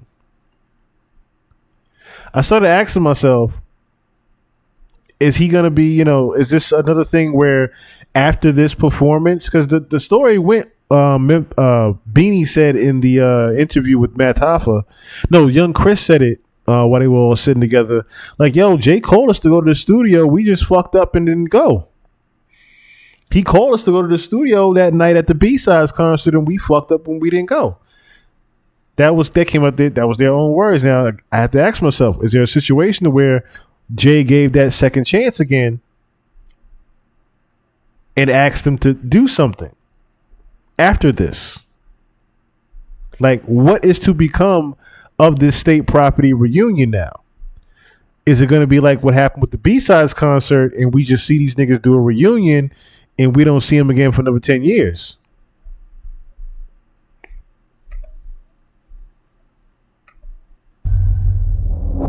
Well, State Property 2 album comes out and the movie as well. You're on that as well. Mm-hmm. And then Rockefeller breaks up. Yeah. From your point of view, why do you think that happened? I think Jay-Z wanted to be by himself and they wanted to be with like Damon Biggs at the time. I mean, I just think, that's what I think. I just feel like he wanted to be by himself. He can probably make more money by himself. He really didn't need him no more. And felt like he probably was just carrying them. Like, he probably felt like, I'm the rapper. I'm a businessman now too, so I don't even need a manager and none of that stuff no more. I mean, I got my lawyer right here. Like, I don't, and just dished him. You know what I mean? I just think he just dished him. Like, I mean, because for me, it was like, damn, y'all was like people for like, especially for black people to look up to, young people in the streets to look up to. When they broke up, it was like devastating. For like, I mean, I'm talking about for people everywhere. Like, far as, I mean, because they people that made it from the hood all the way to the top, and they just break up like that was like crazy. You know what I mean? Real crazy. Well, yeah, they split up, and the artists kind of have a choice where to go to. They could go with Jay-Z, or they could go to Dame Dash's Dame Dash Music Group. Yeah. Most people went with Jay-Z. Yeah, I would have never went over there because I just knew. See, I'm a person from the streets. I've been raised in the streets. I get a sixth sense off somebody. I could just, you don't gotta tell me. I could just see how you move, to tell how you feel about things. You know what I mean? So I would never went over there because I know he would. I seen Petey Crack asking for a car one day, right? So Petey Crack come in there, he like, yo, Jay, man, I don't need nothing crazy. Like, I mean, like, I just need any kind of car, just anything so I can get around. Jay-Z listening to him, like, you finished? No. He's like just like that. Like, and when he said it to him, I felt so bad for Petey. I'm like, damn, like he just said no like that. Then I ended up giving Petey a car. I mean, at the time, like, I mean, like, I said, Petey, I got a car for you, man. Like, because I'm like, mind you, so let me tell you the kicker about that. So after he did that to Petey, right? I think we was in the 40/40 club. The cops come in there and was like, yo, somebody had one of his cars, I think a 500 Benz, doing a spree of robberies in Jersey. He didn't even know was missing. Like, you know what I mean? I said, you got a 500, 600 Benz missing that you don't even know missing, but you told Petey he can't get a squatter. I mean, and it wasn't even when it came out of his pocket. He just took it out of the butt. Imagine being Petey Crack and you hear that. Just imagine being Petey Crack and you hear that. Somebody walk in the club, the police walk in the club saying, yo, Mr. Jay-Z, you know, your S600 has been identified in Brooklyn doing a spree of robberies. Do you know anything about that? Nah, man, I didn't even know somebody had that car. And you sitting there as Petey Crack and you just ask this nigga for a Civic. You just ask this nigga for a little Honda Accord or something. Just something to get around. You know what I'm saying? Where your throwaways?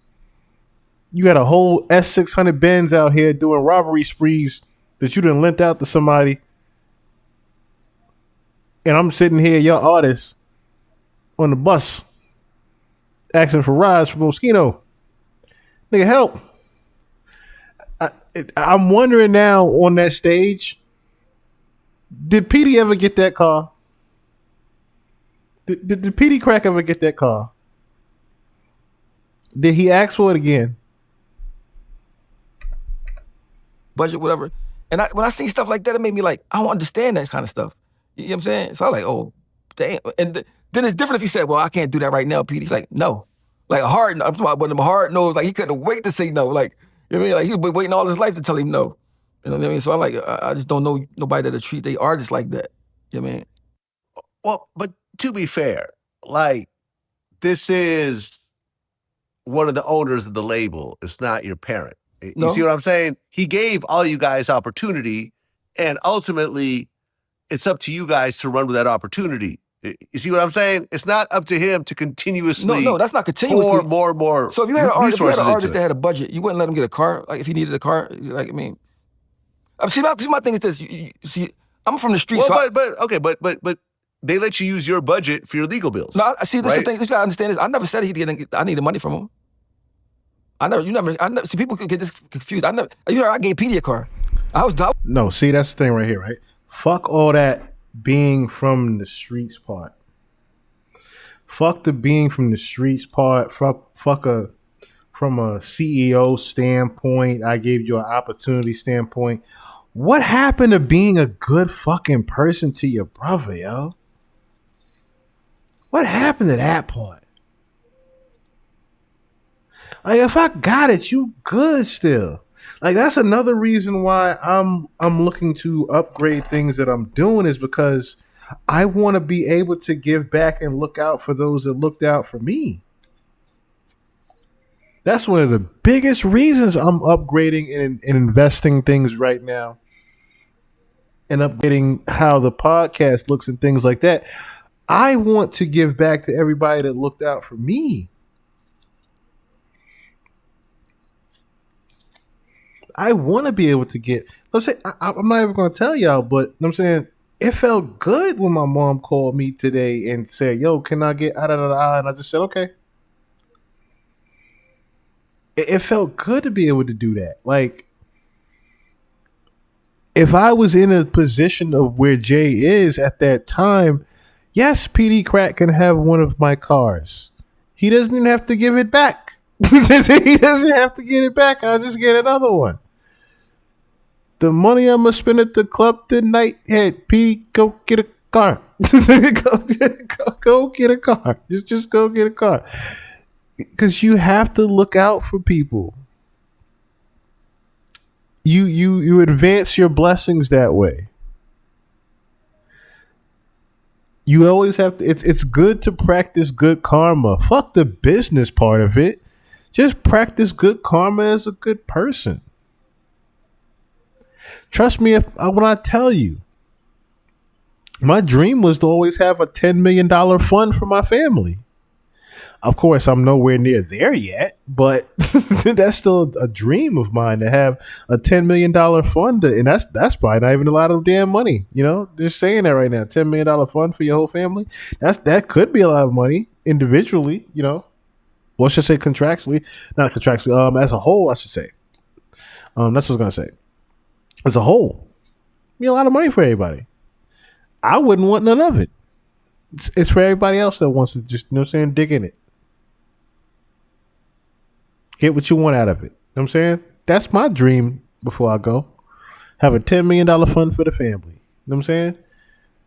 But not everybody thinks like that. That's why I'm looking at it like, yo, even from a business standpoint, Vlad, like, if you're looking at it from a business standpoint or else you look at it from the streets, fuck all that part. Just be a good person to your brother. Just be a good person to your brother. I want you to come up and I want to be happy for you when you come up.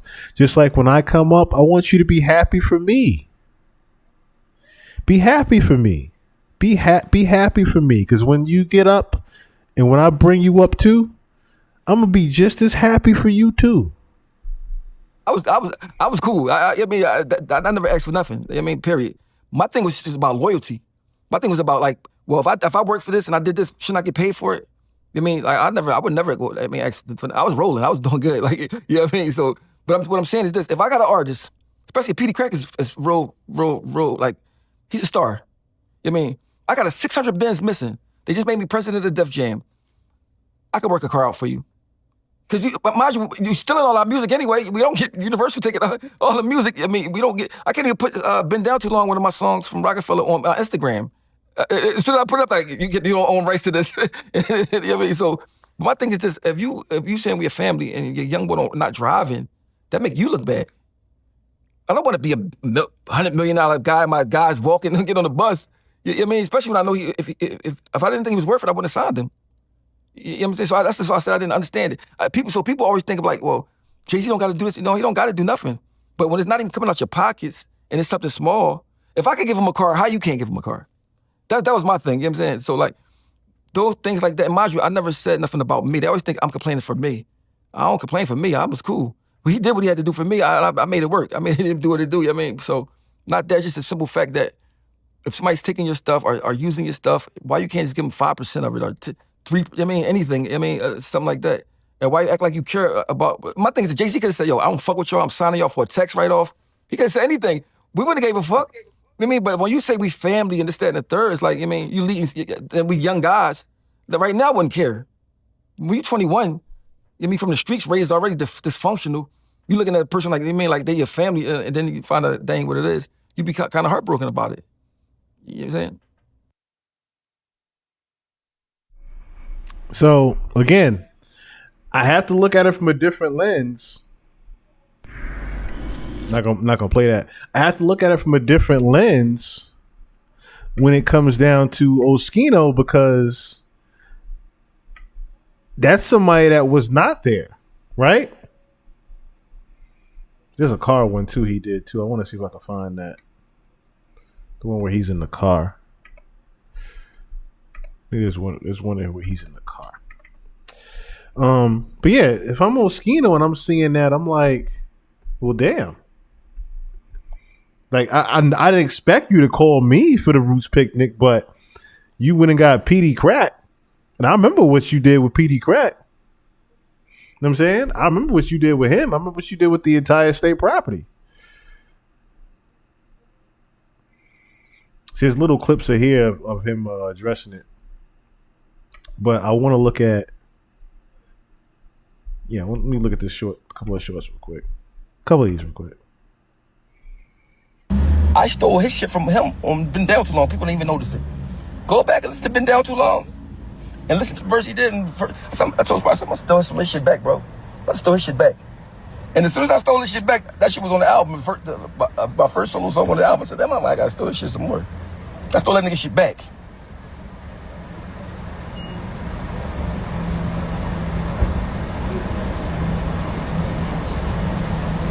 Everybody knew he eventually would respond. He did. Now move on. Who the fuck is you? His mom? His auntie? Who the fuck is you to tell somebody to move on? Who made you the Surgeon General? Who the fuck made you Miss Bondi? Who the fuck you get all this power from to tell somebody to move on? Who the hell is you? I need to know you. You somebody I need to know. You just move on. Who the fuck is you? Good Lord. That was a deep statement to say. I like that. That was powerful, Miss Black Lady. That was very powerful. I like the way you said it. Made me just want to move on. I mean, just move on. If I was managing state property, I would have made Hov do some type of. When he came here, he had to come to the studio. He had to do something for them, as far as monetarily, not just for this day of the show, going to the future. At the end of the day, state property saved you when Nas was about to destroy your career. Let's not forget that. So everybody on here, Dickie, remember Hov came to us to save his career when Nas was fucking him up with that ether. We ain't no Nas. We had to diss Nas for you, bro. You big, mind you, bro. He said he kept saying, yo, act like he killed y'all cousin, man. Go in there, make sure y'all kill that shit tomorrow. Man, I need y'all to do this for me, right? Man. Don't say you need somebody to do something for you that like you don't know him. That's all I'm saying. He ain't asking none of y'all on hear this shit. So, how many people even remember that? How many people remember it? And as far as that time frame, not saying it's very just like that, but think about the time, right? We're talking about Ether is still fresh on everybody's mind. We're talking about Jay-Z was Drake at one point. You Tabo Ho, 36 in the karate class. Like, Jay-Z was Drake at one point, to where everybody, oh, you heard what Nas said, oh. And Jay-Z undoubtedly lost, okay? He was Drake at one point. So what Oskino is talking about here is very relevant to the fact that what we're talking about, where Jay is known to use people for a moment for his own benefit. A la the Ether, post Ether, him trying to come back to the public with his crew now. Like, yeah, I got them with me now. Of course, like, into the general public, it looks a certain way. But it gave Jay a public appeal that he had a certain amount of power because he had this crew now. He had this gang of guys that were under him, and you knew they were under him because you knew state property was under Rockefeller, right? So Jay looked like this big CEO after the post the Ether. A lot of people didn't pay attention to that branding switch that happened with Jay. The branding switch happened with Jay, and him looking like this big CEO happened because what Oskino just said, him getting state property. Yeah.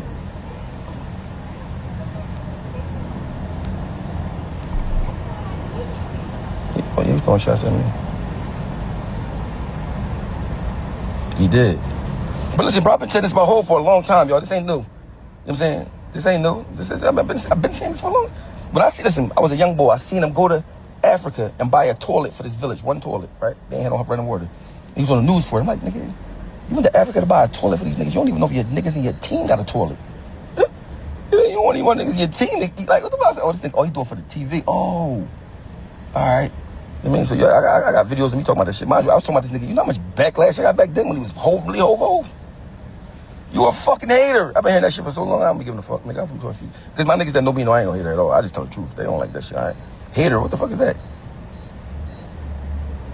I think the bars was mid. Hov my second favorite rapper, but I think the bars was mid. It was mid. It wasn't like, not, Hov could say better shit than that, but he was in his feelings and he was fucking up a little bit. I mean, he could have came with some better shit than that. He better than that. Like, I would never see. He's Biggie Smalls, my best favorite rapper. Then Jay-Z the next as far as music-wise. You know what I'm saying? Even though he still his shit, but he'll make it better. But he gonna steal your shit though, for sure. Your shit's gonna be stolen. But of course, when he steal it, he didn't steal it because he gonna put it out first, and now you might have stolen it or borrowed it. Let me tell you what's so crazy that y'all might not even know, right? Let me tell you what's so crazy, Rob. If y'all listen to my "Been Down Too Long" song. Okay, so that's when he goes into the part 2 that we looked at before, where he's like, I stole his shit back. Okay, so that's where that came from. All right, anyway. Now I want to look at his actual response here. It's another Cook Your Toast Productions. You dig? This was his actual response on his channel.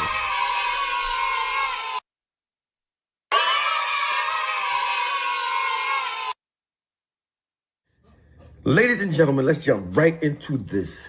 Jay-Z, the camel, the GOAT. Not the camel, the GOAT. First of all, let me ask you, before we even get into this, let me ask you all a question. I recall Jay-Z having dreadlocks, right? On that show, he had an afro. I did not know dreadlocks could turn into a full-blown afro. Were you that rich you could make your dreadlocks turn into an afro? He's filthy. Good Lord. I think he was Bone Thugs and Harmony. I think he was Lazy Bones. I think he was about to talk about he misses Uncle Charles. I miss my Uncle Charles, y'all. I said, that's Hovey, baby. Jay-Z. Good Lord. I can't believe you went on there and acted a fool in Philadelphia. Your feelings hurt. Your panties are in a bunch. Good Lord. Shame on you. You're supposed to be up here. Let me tell y'all something. If I got $1 billion and my wife Beyonce, I would not be in Philadelphia on no stage talking about Dirty Oskino and whoever else he was talking about, Dame. I would not be doing it unless my feelings are hurt and I want to get payback and I want to feel like, bro, nobody don't care. Bro, you 60,000 years old, bro. And you yeah, I'm over here crying. I can't breathe. Ladies and gentlemen, let's jump right into this. I can't breathe. Jay-Z. The camel, the GOAT. Breathe. The GOAT. Not the camel, the GOAT. Oh my God. First of all, let me ask you, before we even get into this, let me ask you all a question. I recall Jay-Z having dreadlocks, right? On that show, he had an afro. I did not know dreadlocks could turn into a full-blown afro. Were you that rich you could make your dreadlocks turn into an afro? He's filthy. Good Lord. I think he was Bone Thugs and Harmony. I think he was Lazy Bones. I think he was about to talk about he misses Uncle Charles. I miss my Uncle Charles, y'all. I said, that's Hovey, baby. Jay-Z. Yo. Good Lord. I can't believe you went on there. He said, I miss my Uncle Charles, y'all. Yo, Oskino is a funny nigga. The food in Philadelphia. Your feelings hurt. Your panties are in a bunch. Good Lord. Shame on you. You're supposed to be up here. Let me tell y'all something.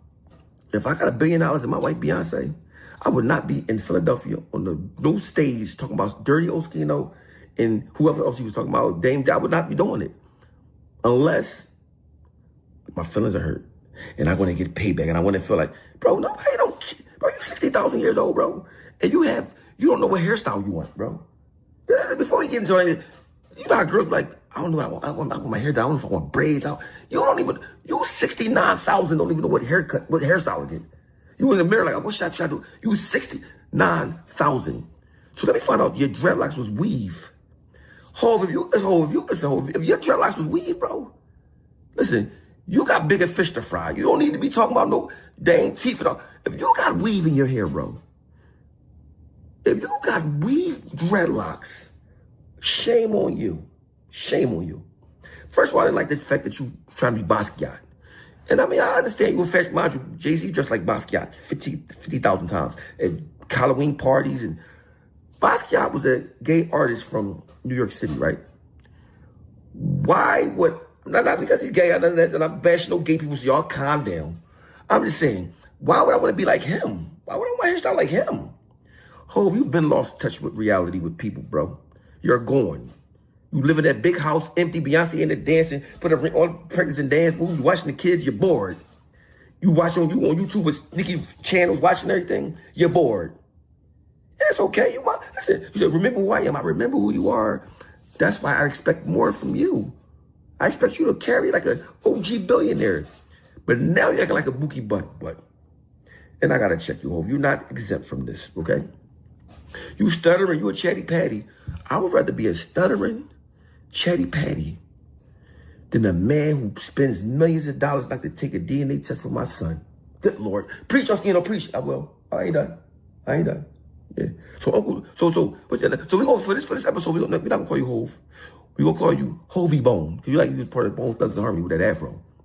You are easy. You was giving LA. You was giving I don't know what I want to be. I'm lost in the sauce. You was giving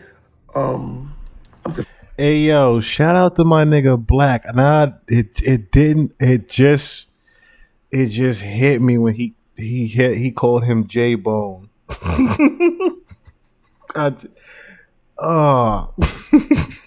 Confused. I'm lost in translation.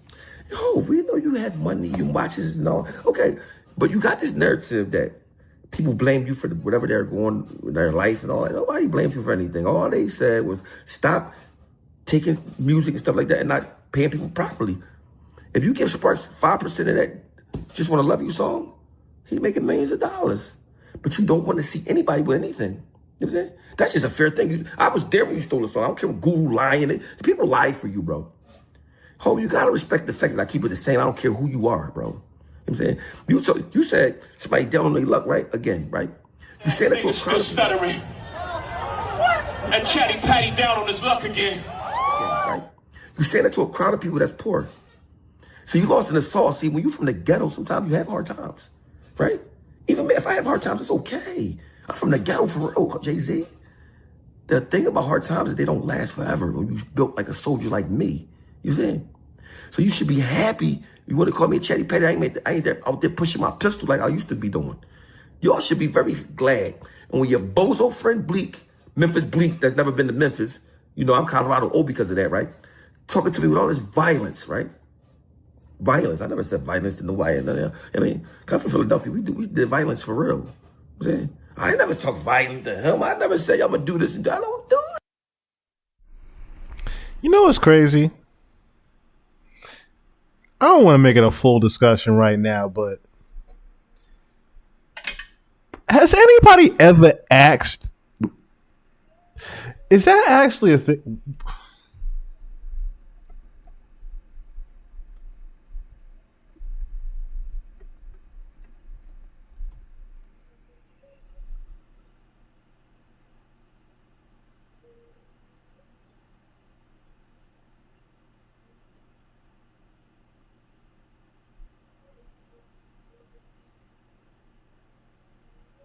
Okay, so what it says here is that the Memphis thing was out of nowhere. He was just in Memphis, and it was his best show at the time. That's really what it was. So Bleak was a nickname he had when he was young, and that just stuck with him, but he couldn't drop the album under the name Bleak. So while he was in Memphis with Jay, he had a good show and ended up being Memphis Bleak. Okay, that makes sense. But now I get what Skino's saying. Like, you never been to Memphis. Yeah, he been to Memphis just as a rapper. He's but that is a funny way that your name comes about because you couldn't think of anything else. So at the time you were just in the city that you did good. You just called yourself. That's like my name just being chill, and all of a sudden I have a good show in Detroit. Yo, I'm Detroit chill. Funny. Cause ain't nobody ever questioned that. Like, yo, his name is Memphis Bleak, but the nigga is from Brooklyn. Like nobody ever questioned. Bro, if you got, listen, let me tell you something. When you got $1 billion, you still want to be in Philly on the stage. That means you're an attention whore. You're an attention seeker. You want all the attention. He mad Drake popping. Drake, young, handsome, the top artist in his house. You're talking about Dame Dash lost his teeth. People fall off. It's okay. And everybody that talk about Dame broke or whoever broke, they probably broke too. Everybody been broke before. Maybe not you because you steal everything. You hoard all the money like this. What you do? You should have $1 billion. You say, yeah, you stole everybody's songs. Ain't pay nobody. You steal these songs, don't want to pay them for them. I mean, so mind you, anybody that got $1 billion and happy to see somebody have a hard time, that says a lot about their character. Me.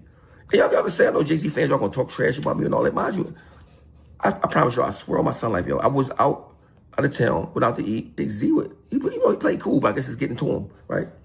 Jay-Z, let me tell you something, Jay-Z. My life I lived, you wouldn't be able to deal with it. You wouldn't have been able to deal with it. I'm built for whatever, bro. You should to not take a DNA test, and when the kids, he know they is.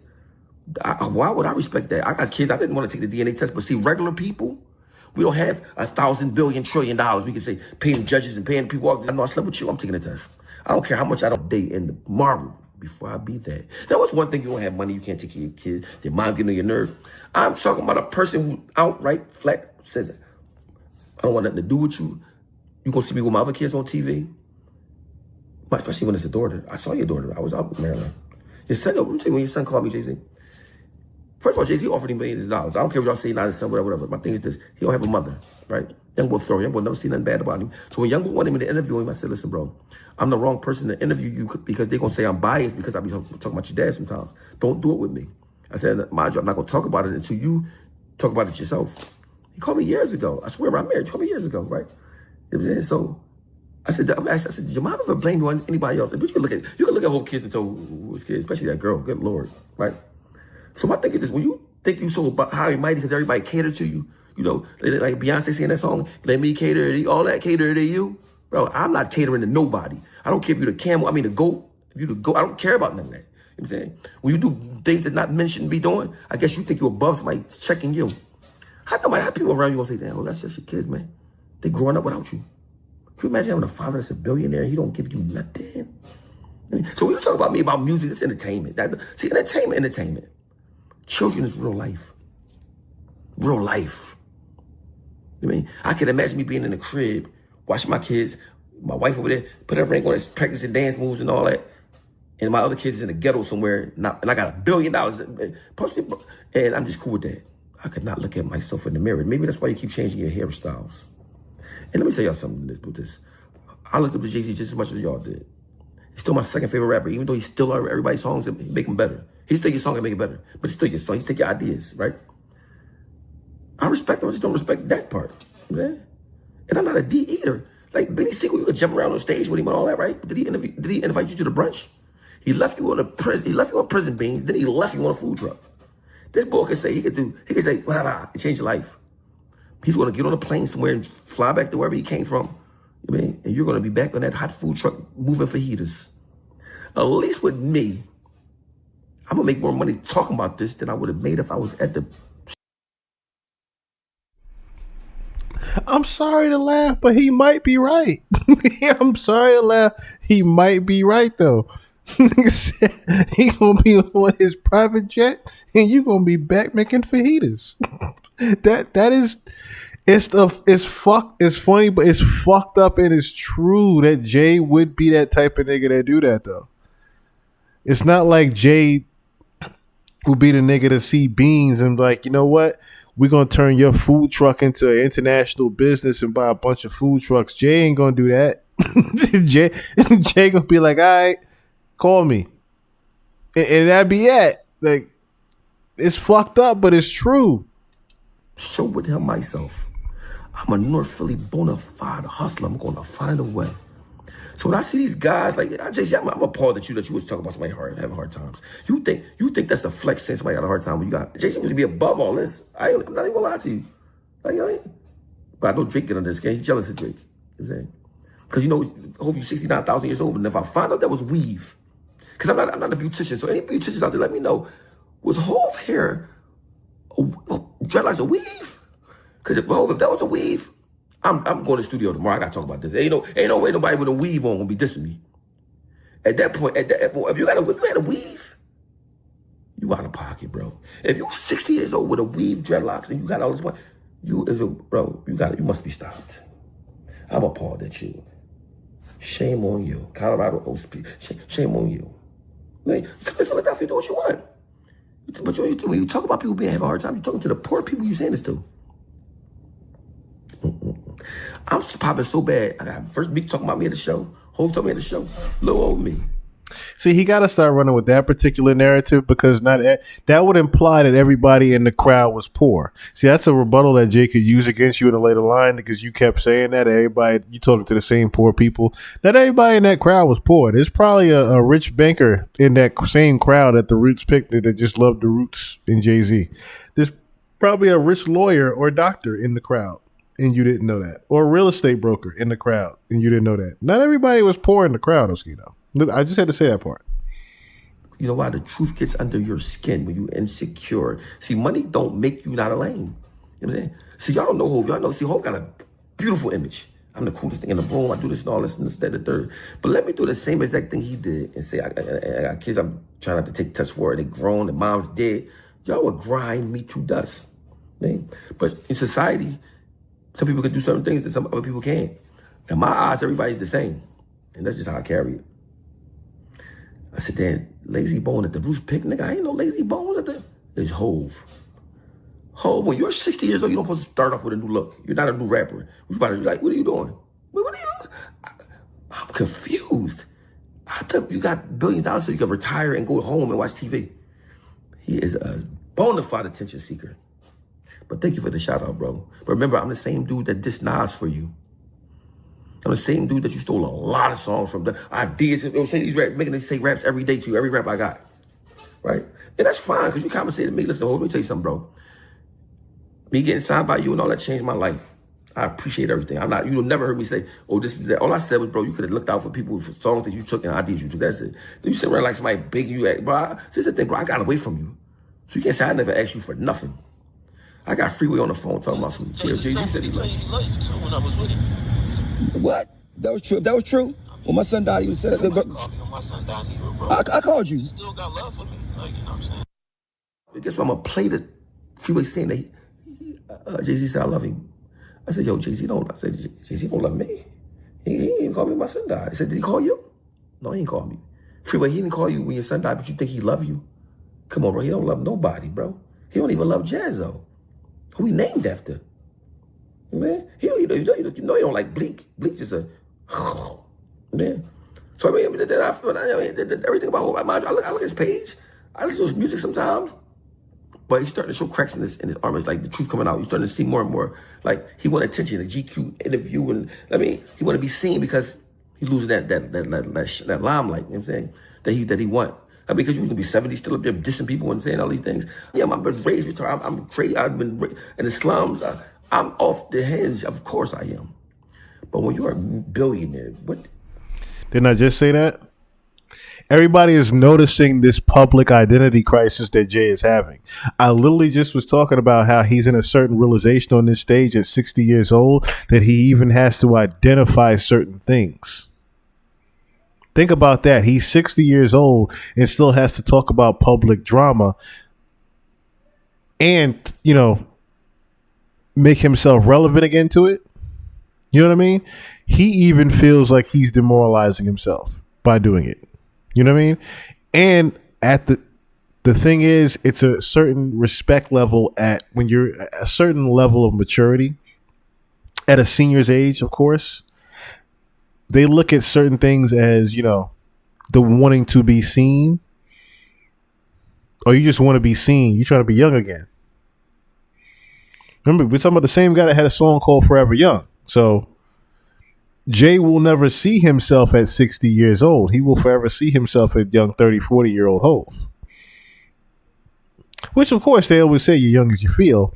Nothing wrong with that. However, if we're looking at it from a respect level, and you can look at it, Oskino hating all you want, he makes a very good be seen. Even now at 60 years old, you even making, a note of things, doing that freestyle and dissing everybody the way you did, with the exception of certain people that you didn't. It's like at 60 years old, are you supposed to be, even like that still? You know what I mean? What are you doing in Philadelphia on the stage dissing people? What's wrong with you? You need to see a therapist. I might got more sense than you. Because I would never do that, Jay-Z. I wouldn't care to. Because if I see my friend, you say, dang, T fell out, whatever. See, I'm the type of boy that I'm so happy in my life. I don't want to see you not happy. That's the difference. Cool stuff to people that's fans of you. They fans of you, so they only gonna see everything good about you. I see through it. When a person say they don't want to go to their own family functions because one of their cousins might ask them for 4,800, I could make you $2 million. You like, it don't work like that, fam. And you got to explain to him like, when they got billions of dollars, that says everything I need to know. Because first of all, my family wouldn't even have to be very proud of me. Come from the penitentiary, don't ask nobody for $1 and get right to it. Bro, you don't think me talking on this phone because I was a gangster first. Like, so I could be a chatty patty. Ain't nobody gonna do nothing. So you say chatty patty, you and Bleak was out here putting in work. You bang somebody up over a girl. You know what I'm saying? And Bleak and rag fall off and everything. So I was looking at these guys like, okay, you got money, okay. You got money, we know. I got a $5 million watch. My daughter living in the slums. I mean, obviously, I've been standing on this for years, more than 20 years. You know what I'm saying? This ain't nothing new. Like, oh, you a hater? No, I'm not a hater. I'm just a man. Why would I hate on him?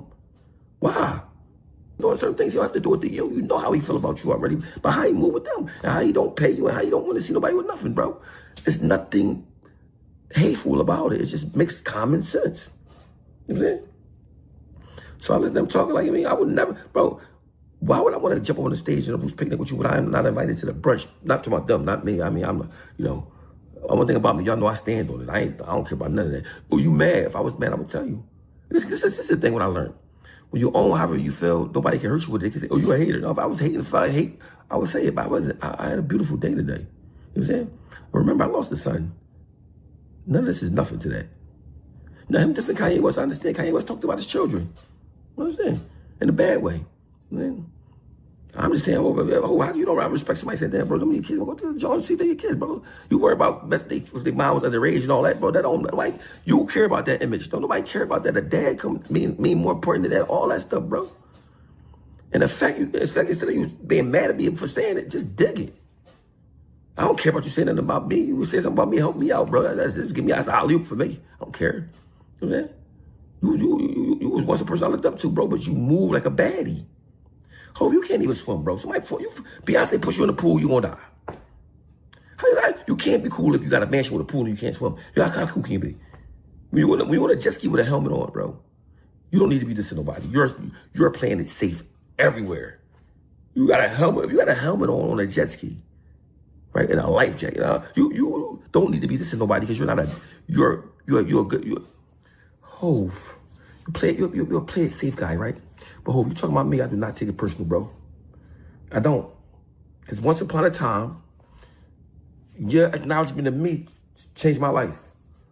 And I acknowledge that. I do. I'm not gonna never take that away from nothing. I'm not.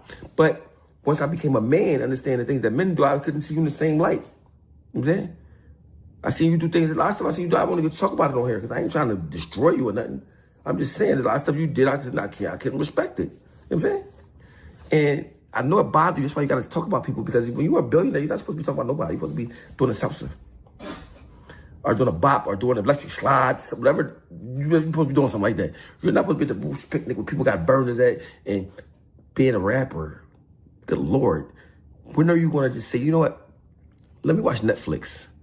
Let me give somebody else a chance. Let me stop being so jealous of seeing somebody else shine. Why do you think he never did no songs with Stay Proudly? He wasn't never doing no help. But never outshine the master. One of the things in the 48 Laws of Power book that he used to carry around with him everywhere he went But Hov, I definitely thank you for giving me a chance when I was a young person that was lost. I respect that. I'm not going to take that away from you. I'm going to acknowledge that right now in front of everybody. Without Jay-Z giving me the chance that I got, I'm not going to say I would have been dead because I wasn't giving up. I was going to be somewhere else. Rough Riders, I was going to be somewhere. But he gave me a chance first, and I appreciate it. There's no hate from me.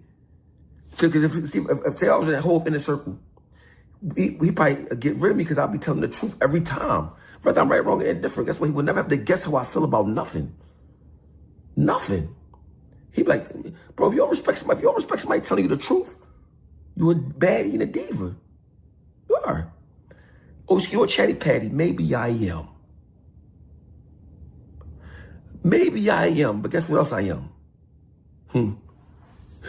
Whatever I was into that, I'm that too, probably. But I just feel like, I got a granddaughter I got to take care of, right? By any means. I can't be on tour. I can't do this. I'm not going to sit here and cry about it. I'm going to find a way to get to it. If you don't respect that, you don't have to. I don't care. I don't care. I still be crispy fresh. I smell like Louis Vuitton. I smell great. I feel great. I can afford to do whatever I want to do. Hov, come on, man.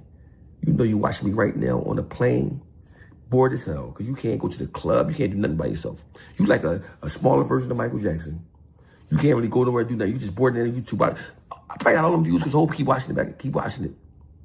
Hov, why did Freeway say you love me when I know you don't love nobody? All you love is money. All you love is money. But guess what? I love you even if you don't love me back, Hov. I mean, Hovey Bones. Whatever you want to be today. And Hov, please, somebody please let me know if that was a weave, because that's a weave. That's a weave. That's a whole other video coming. And thank you for, Philadelphia Hurricanes was a good night. Nobody got hurt. And that's the main thing. I don't care about all that. I'm not coming here to talk tough. That's played out. You know what I'm saying? I'm here to tell you the facts, and that's it. Like a news reporter would do. Colorado, oh. And Memphis Bleak, you is a ugly young boy, bro, for real. Okay, so from here, first of all, Oskino was one funny ass nigga. Oskino is one funny ass nigga. If anything, that boy he definitely need to keep him a show. He need to definitely keep him a show. Definitely keep him a show. I'm not gonna get into that tonight because I want to say that for a different pod. Before I get out of here, I do want to go over. I'm getting used to having this clicker. Oh, that was I didn't mean to show y'all that, but yeah. I'm trying to download it so I can put it on Patreon for y'all. But yeah, Diddy Daphne Joy tape. It's funny as fuck, but simple fact. Listen, when everybody was talking about what Diddy today, and everybody kept saying the 3 inches, when I just so happened to see this thing walk past the screen, I said, pause. I didn't even want to look, but I almost fell out crying. I was like, yo, wait. Where the fuck? What the? I get it now. I get why you was calling niggas, because that wasn't going to do it. That wasn't going to do it for you. That wasn't going to do it for Cassie. That wasn't going to do it for that. That wasn't going to do it for nobody. I don't even know how you got kicked. I'm just nigga. Hey.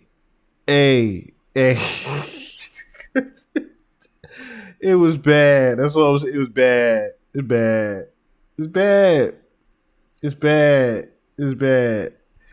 And then you in the room with Bad Ningo, and you got them saying shrimp. Like,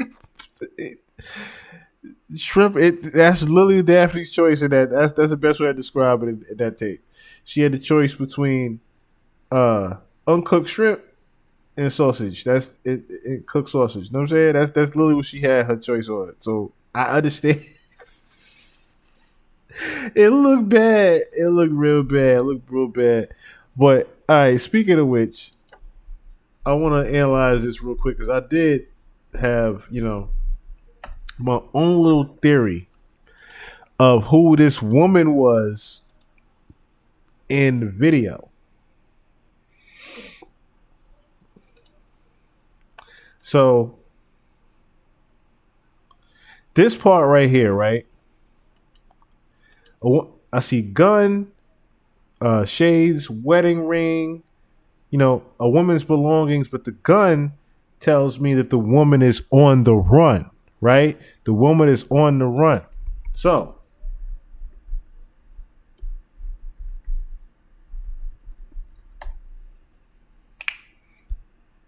Beyonce, Jay-Z on the run. First reference, right? We move forward. Wedding ring, right? We see the pause on the wedding, the emphasis on the wedding ring. So the woman being described in here is married. His new name is Shrimp Daddy. That's funny. This lets you know the woman is married. Okay? In here. Then I see this. And I'm looking at these and I'm like, I don't know, these are fans or these are supposed to be referencing recording equipment. So I'm seeing these two things right here in the middle of this right here, which looks like, I don't know if this is security, but looks like recording equipment again, right? So it's a woman on the run.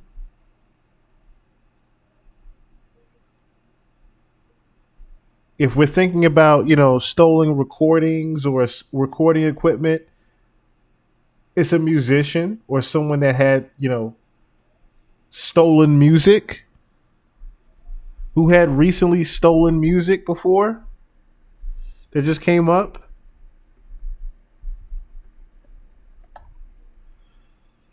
The man that got sentenced for 2 years for stealing the hard drive with Beyonce. Okay, well, follow me. It gets deeper, right? Okay, so the tanning bed, that's nothing, right? But this right here, I was like, this is when my eyes started to catch things. And I'm like, he's not talking about her, is he? The lonely woman taking the shower. And I couldn't help but thinking about the Me, Myself, and I video. And let me see.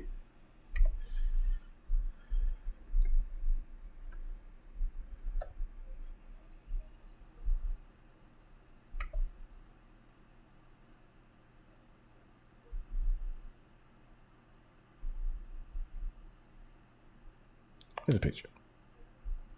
God damn it, I just saw a picture of it.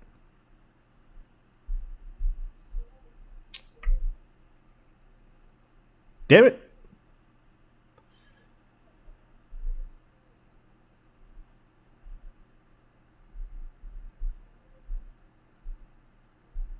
Shit. It's right in my face. Right in my face. Right in my goddamn face.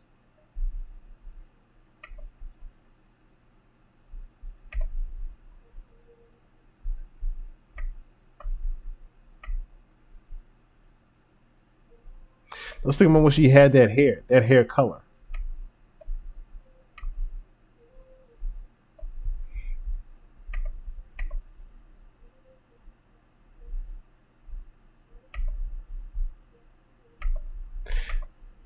Now here's where things get weird. I'm gonna just move it up a little bit because it's gonna be a certain point right here is where you really got to pay attention. This right here. So it's like, okay, it's a person of interest. Is a person of interest, a person in the limelight, a person in the spotlight.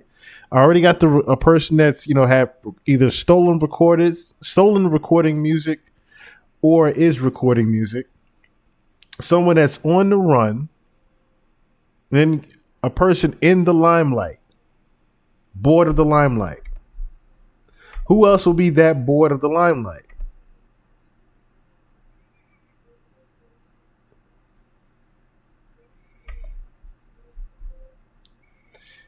Now, this particular outfit here is where my mind started to say, I wonder, is he referencing Beyonce? Because not necessarily the Kango, as much as it is the all white that he kept referencing.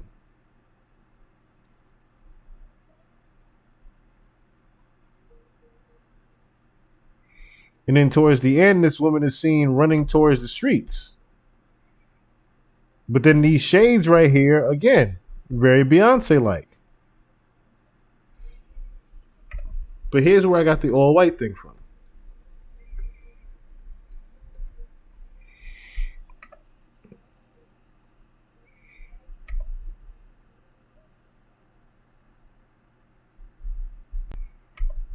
Look at all these different fits that Beyonce wears with white.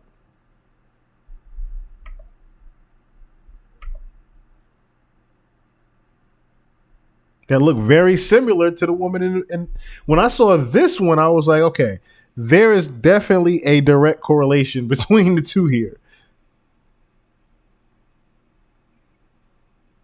Between the woman in the car and the woman sitting alone just drinking the wine. Of course, Beyonce having the wine fixation. But again, it's just a lonely woman in all white. Similar to when Beyonce was going through her phase with Lemonade over Jay-Z. Like I said, I could be reaching. But being that we know that he took shots at Jay in the record, Janice Shut the Fuck Up, I am one to believe that the woman in Janice Shut the Fuck Up is actually referencing Beyonce.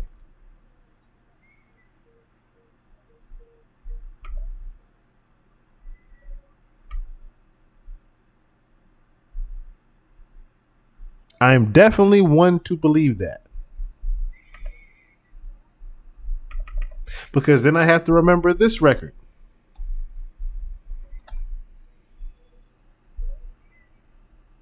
There's a picture with Jay and Beyonce and Drake. But the Can I record.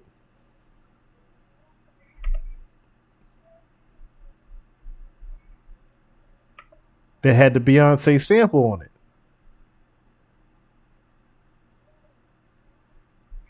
Then there's this, mine, of course.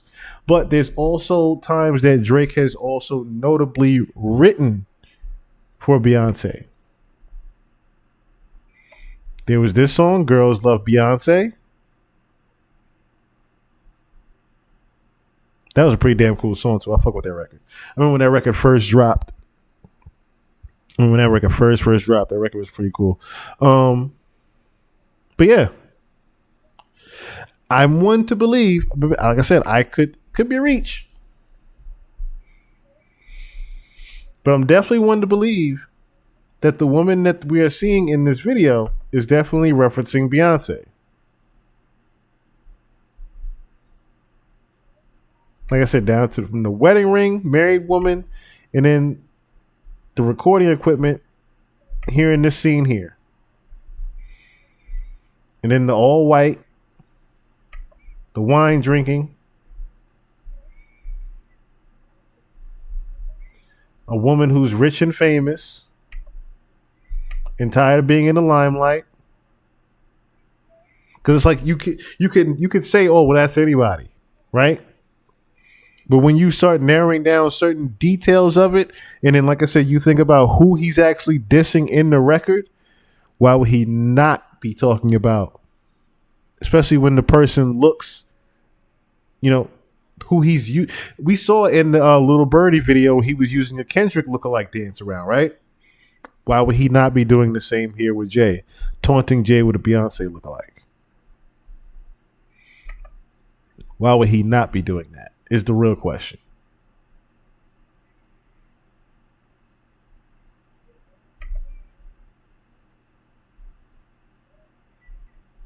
Why would he not be referencing a woman who is, especially with the talk that's been going on with Jay and Beyonce, as far as them being in a disagreement right now, and everybody already saying that, you know, their relationship is just financial at this point.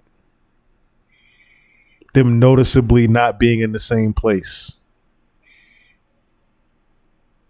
Again, I'll say them noticeably not being in the same place.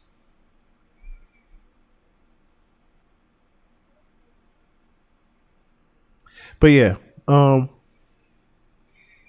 don't want to play the song in the video, but that was just my quick little theory on things. It's a Sunday night. I see it's about to be 2:00 in the morning for some people. I gotta get up in the morning and go to work. I don't want to drag this on for another 30 minutes to 45. So when I come back, of course, you see we got the new camera now. When I come back, you will definitely see a brand new look of things all together. So, and we'll celebrate with that for the next show. I do have something special for y'all for the next show, of course. We're going to deep dive into. I want to get into Drake's habit with voodoo. Yes, voodoo. He's doing voodoo with Michael Jackson's belongings. You're not just buying underwear and socks for no reason. Okay. But we will get into that next time. I thank you all for coming out. If you'd like to donate to the podcast, the Cash App is right there, Chill Murray 1. If you prefer PayPal, the email is right there as well. But if you guys would like to donate to the podcast, I would greatly, greatly appreciate it. Any and everything is very helpful. Always goes a long way. I thank you all for tuning in. Kevinism, Big Money Sethi, David Tarantino, Eros 4000. Who's this right here?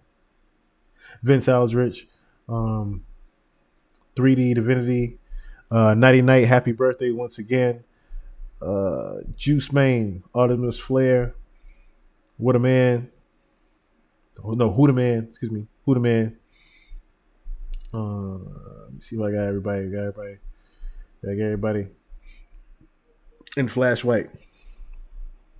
I thank you all for tuning in. I know the chat done got slow, so that's why I know everybody's either getting tired. It's a Sunday night, so I thank you all for tuning in. I'll see y'all all the next time. Keep your third eye open and your motherfucking head on the swivel. And always remember, fat is never motherfucking fiction. Until next motherfucking time, I bid all you adieu. In peace. That happened. She called the husband to let him know, hey, I'm about to cook for these guys. Watch this. I'm gonna make some dinner. The guys can put the rest of my stuff together, so I'm gonna cook for them. What do you mean by that? What do you mean you gonna cook for them? These men is working late. You know what time it is? I'm gonna feed these men. They ain't eat. Okay, them niggas pay for their game. They working for money, not food. Come on, dude. You know it's called hospitality. Like, be for real. Don't start with that insecure ass shit. Wool up, just wool up. That ain't hospitality. You doing too much. Man. Doing too much. Y'all eat tacos? Bruh. Nah, man, I'm good. Man, listen. Nah, y'all good. I'm finna cook y'all something. Like, these men doing me a favor. What? You cook them some shit you want to. Boy, you ain't gonna do shit. Shut the hell up and keep paying these bills like you always do. Emotional, damn it. Don't forget who run this shit. Hell, you talking about? Fuck on my phone.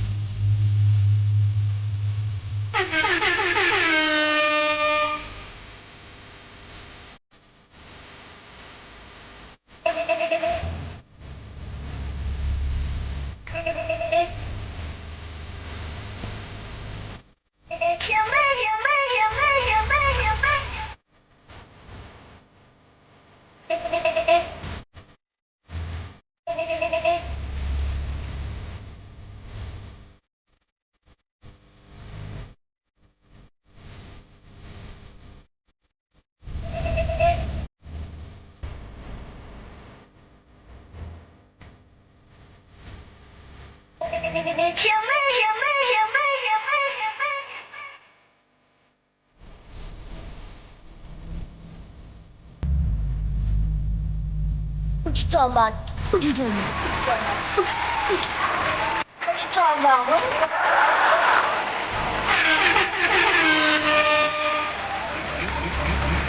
Raggedy bitch.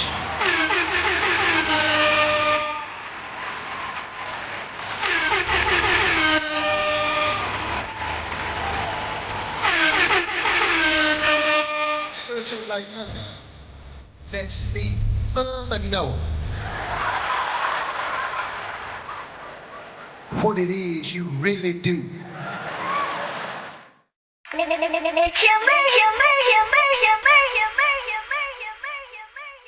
A bullshit. A bullshit. A bullshit. A bullshit. Ladies and gentlemen, we got him.